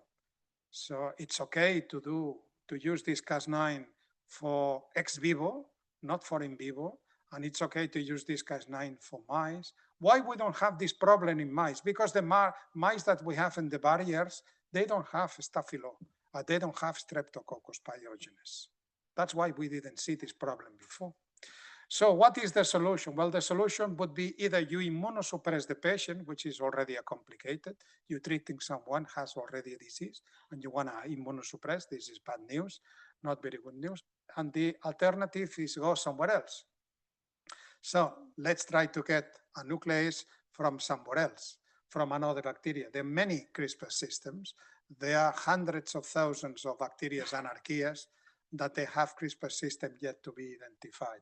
So there are many people going into expeditions somewhere in the planet to find bacteria that have not had any interaction with human beings. These are the bacteria you want, because these are the bacteria for which you will not have antibodies. So you go to the Atacama Desert in Chile, you go to Antarctica, you go to the Mariana Trench down in the ocean, When you go to this Yellowstone basin, so these are places that people have visited. We don't have the money to go. I would love to go to all these places to do the experiments. Together with Francis is a good friend of mine. Francis lives in Elche. Elche is a city outside Alicante. And just behind his home, he has a lagoon. And he said, well, let's have a look. What do we have in this lagoon? And we did some metagenomics in this lagoon. And we came up with a EH. EH means El Hondo. That's the name of this lagoon. And we found out a Cas9 that was shorter and that was working okay. So you don't have to go to the Atacama Desert. So next door, you might have, even in the plant you have in your balcony, maybe there are pseudomonas that they still need to be characterized. So CRISPR is everywhere and you can always find. But the next, and then we tested and we verified it was working. So the next challenge was, okay, we can travel in space, but what about traveling in time? Why, if we go back millions of years and we try to infer the nucleases that were existing millions of years ago, before the primates were appearing on Earth? We just arrived. We means the primates. It's 1 or 2 millions that we've been here out of the 4,500 millions of history of the planet. So if we go back more than 1 or 2 millions, so we might have bacteria that have nucleases that are not recognized by the immune system. Well, this is the short history of our planet. It's 4.5 billion years. And then 3.5 billion years ago, the first bacteria appear. 1.8 billion years ago, the first eukaryotic cells through symbiosis of different prokaryotes were appearing. And 600 years ago, many of the animal types were defined. And between 150 and 65 million years, the dinosaurs were extinct. Okay, we decided to obtain nucleases from 3,737 to 100,000 and 2,600 million years ago. So how do we do this? Because there's no fossil registry. Because the DNA in the nature, the chemical molecule DNA, the oldest DNA that has been obtained in nature has 2 million years. That's it. No, we cannot go 37. So how do we go 3,737? Well, we need to resurrect ancestral nucleases. And this is what paleoenzymologists, they do these things. So there are people like this. There are people that Raúl Pérez, he works before at SIG Nanogune and now he's at SIG Biogune. He has this technology in which you can start by obtaining the sequence of all the nucleases existing nowadays from a bunch of different bacteria. You can feed them into a supercomputer. And you can tell the computer to go back in time, millions of generations, and to find out an ancestor protein that would be compatible with the variety of proteins that we find today. And when it finds this ancestor protein, you can tell the computer to continue going back in time until what you want. And then basically you have a timeline and you can say 3,700, 200,000 million years ago. And believe it or not, this is called the maximum likelihood method. This is a statistical process. Believe it or not, you get these proteins. So we obtain these proteins, we apply it AlphaFold, and even though the sequence are different, the structure is the same or very similar. And so that was already very good news. And look at this. This was the testing of the editing capacity. In red is the reference Streptococcus pyogenes. The one that is 37 millions is working at 60%. 137 millions in orange, it's working at 80%. 200 millions in yellow, it's working at 40, and 1,000 millions is working at 40. Only the oldest one was not working, and you know what? These ones was only cutting single-strand DNA and single-strand RNA, which fits with the idea we have that the origin of life was single-strand nucleic acids. So a nuclease as old as 2,600 millions of years normally would be cutting single-strand nucleotides, and that's exactly what we got. So you might say, how do you know that these proteins exist? Well, I cannot prove you that these proteins exist. But you know what? You cannot prove me that these proteins did not exist. And it doesn't really matter, because what I want is nucleases that are not recognized by my antibodies. And that's exactly what I got. And this is what we ended up publishing a couple of years ago. This was a collaboration by a number of different labs, and in which this is just to illustrate that there is always ways to get other nucleases outside the classical ones. And last but not least, in the last minutes, I have to tell you the next generation of genome editors, because not everything is possible with CRISPR. So there's a number of modifications that CRISPR is unable to do. For instance, very large insertions, I'm talking about hundreds of kbs, I'm talking about megabase insertions, this is not working with CRISPR. Again, large deletions, again, megabase deletions, this is not working also with CRISPR. Of course, large inversions, this is not working.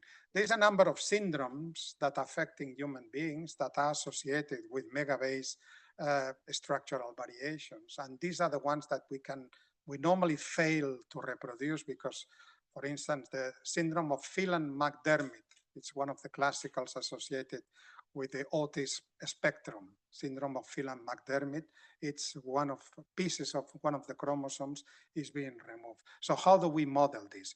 Well, there has been one solution, and that was obtained by Mark Vall. Mark Vall, you might know him. He's working at the UPF, and he has also a company, it's called Integra Therapeutics. He decided to combine a Cas9 with a transposase.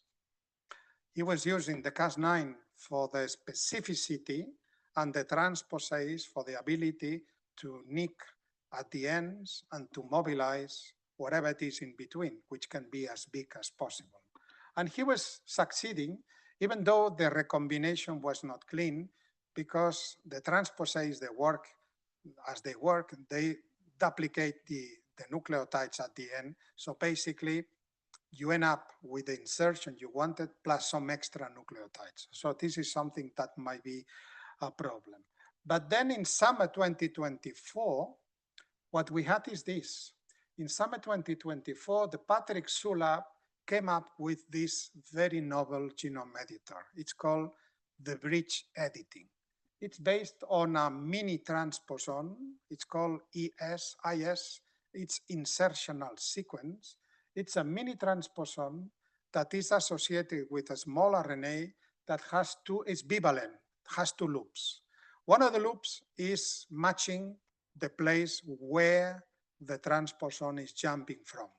And the other loop is matching the sequence where the transposon is about to jump.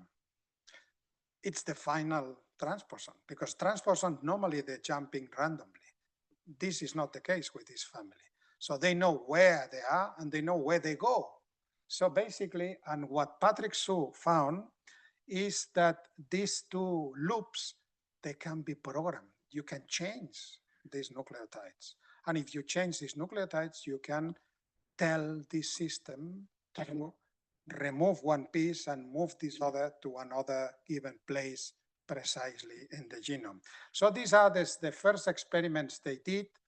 And basically, the details, basically the message is that they can program and they can do this. And the sum up, if we compare the bridge editing with the FICAT is the project or the strategy that was proposed by Mark Vall. So the insertions at the moment, they are still very modest. The efficiency for bridge editing is much higher. The duplications, it's in both cases. We have very low off targets with FICAT, and we have at the moment high off targets with the bridge editing. So far, this was only tested in bacteria, but just 2 weeks ago, we had this paper. This paper was published in Science just 2 weeks ago, and I invite you to read this paper because basically it proves for the first time that the bridge editors are working in mammalian cells.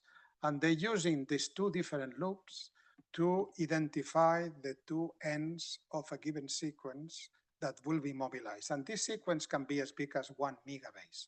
So this is 1,000 kilobases. So this is the next generation of genome editor. This is something to take into account, and maybe in the next years, if I'm invited again, I will be telling you how this is progressing. Because we are now working on this. We are using the bridge editors. And we are using the bridge editors because we decided to put forward a project and we got funded. Because the first person to the left, this is Fernando Rojo, used to be director of our center. He is a microbiologist. He has spent his whole life working, trying to understand these insertional sequences. And he's working in the upper floor as in my lab, and I didn't know that. And we just, in one of these elevator pitches, I was just chatting with him and said, you know, this new genome editor is based on this insertional sequence. And then he said, well, this is exactly the tool I've been working for more than 20 years. Okay, let's do a project. And we got the project funded by the Autonomous Community of Madrid, and we will see where do we go. The difference between the Patrick Su strategy, you might think, why repeating the same stuff? Well, Patrick Su is using Escherichia coli, which is very common. And Escherichia coli has some limitations, whereas Fernando Rojo is using a Pseudomonas putida. This is a gram-positive. This is a totally unrelated bacteria, which we think might be a bit more powerful.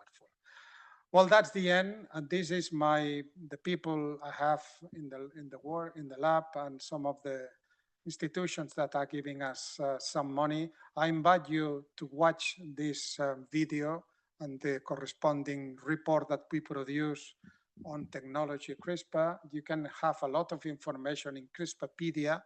This is prepared by Jennifer Downer. You can also have the Caspedia with a lot of information. Okay, you will get all these slides, don't worry about this.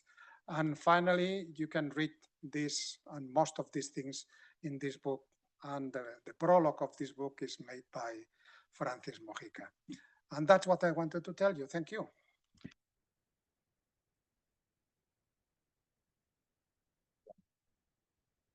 Okay, thank you very much, Lluís, for this inspiring talk. And well, it's often, it was very nice to follow. Well, he has been here almost every year. So for the students of the master, every time he talks, there is something new. Of course. Okay, so you can you are invited tell the difference. Yeah. Well, for you, it's the first time you heard about this history, but every year there are new things that are happening. And the good thing about, if you love the research you do and you love teaching, you need to update. So basically, the message is that you're getting the latest information on CRISPR. So this is what we know today. Don't know about next month, today. So you are invited to come next year. Okay, is there any question in the audience? Yes?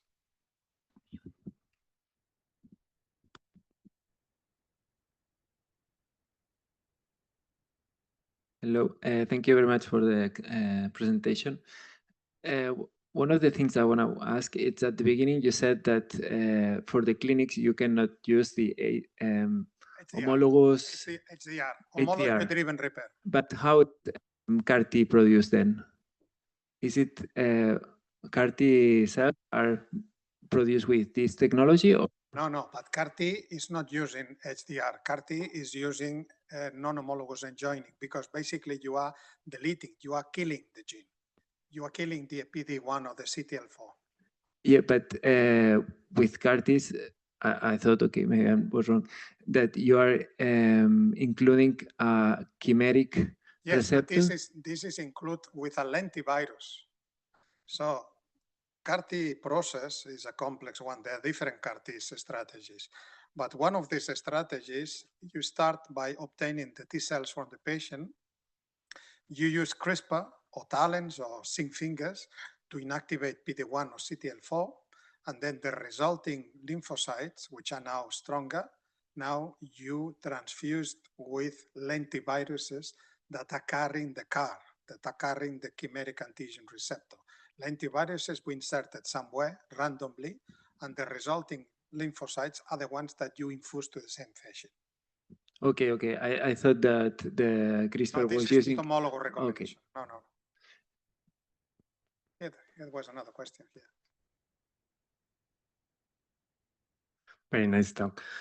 Just about this tyrosine metabolism, do you think that this CRISPR could be used in the future for aging, for problems in neurodegenerative disease like Parkinson? There is no news on that. Well, the problem with, well, you see the examples of the pathologies that have been treated. First, there are monogenic disease. There are simple disease. They are not complex disease. So for complex disease, we still have a long way to go. And second, there are focusing in one organ that is very clearly defined: the liver, retina, the lung, kidney, the heart. When we're talking at CNS-related diseases, we have neurons all over the body, okay? And then the problem here, the issue is how many neurons you are able to tackle, how able to convert, and which are the neurons that you are supposed to be. For instance, this Japanese group that was proposing this solution for resolving the trisomy was envisaging about local delivering these viruses first in mouse models in some nuclei in the brain, hoping that they will be able to resolve the trisomy, not in all cells of the body, but in some neurons of a given area of the brain that is associated with, for instance, the intellectual inability, for instance. With muscle dystrophy is the same. We have muscles over the body. And so the best strategies are the ones in which you deliver the CRISPR through the blood. And then the blood is bringing these particles or these viruses to all the different muscle fibers. Well, when you use in the blood, you know that liver is like a trap, and basically everything ends up in the liver. And you have to overcome this limitation, or you have to design. So the future is probably going to be LNPs, so lipid nanoparticles, other than adeno-associated. But you're right, neurodegenerative and muscular dystrophies are still the most challenging diseases to be treated, because you need to go over a given threshold and you don't know where the threshold is. So how many muscles, fibers you have to correct in the diaphragm to continue supporting breathing? How many cardiomyocytes you have to correct in the heart in order the heart to keep beating?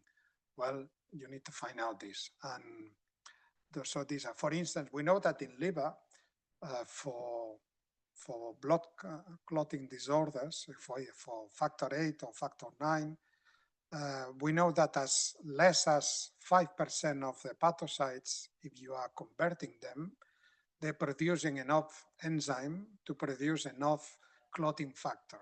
So in this case, you would be okay if you are only touching a very minor subset of cells in that given organ. But for other organs, this threshold is unknown. And there are some very elaborated proposals that I was not bringing. I could bring these examples. So these triplets expansion diseases, the ones that are associated with glutamate, that are associated like Huntington, like some of these ataxias and etc. So you can use CRISPR to reduce the number of these triplets. But again, the problem is, where do you deliver these CRISPR systems and how many neurons you will be able to correct?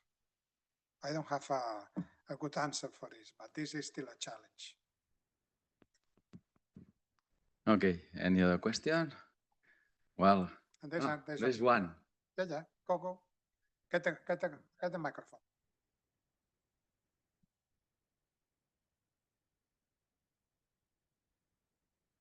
Thank you. You talk a lot about mostly rare diseases, and according to our predictions, at 2050, most people will die about infectious diseases. So do you think that, for example, escape pathogens that normally people will die because there's no treatment allowed, do you think that CRISPR therapies could be approved to this type of patients? Well, this is a very good question. There have been CRISPR approaches for fighting HIV. HIV is a lentivirus that is inserted into DNA, and the problem is that you will have to remove the inserted copies. And the inserted copies, they are not always exactly complete, they are partially integrated, so there's always going to be some missing copies that you will not be able to tackle. But what you can do is you can focus into the receptor that virus is using to enter the cell. And you can try to modify the receptor. Of course, the virus has chosen, evolutionarily, has chosen a receptor that is the one that the cell requires, and the cell cannot get rid of that receptor. This is what happens with the SARS-CoV-2. So the receptor that the SARS-CoV-2 is using, you cannot simply remove, because this receptor is associated with controlling the blood pressure, for instance. So, but there must be a way of interpreting, studying the structure of this receptor at the 3D level, and then finding some mutations that you can introduce specifically by CRISPR that are no longer compatible with the entry of the virus. That would be an idea. But of course, the virus will evolve and will create a mutant that will be able to overcome this. This is always the fight. This is why viruses are over there since the beginning of life.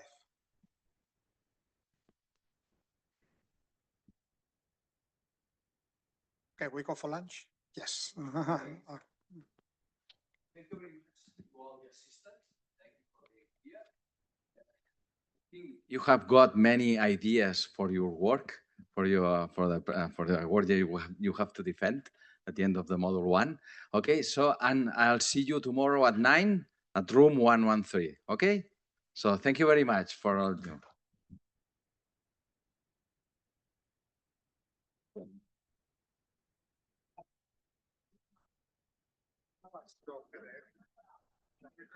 Ahora vienen a firmar, ¿vale? Finalizamos, ¿eh? Sí, finalizamos.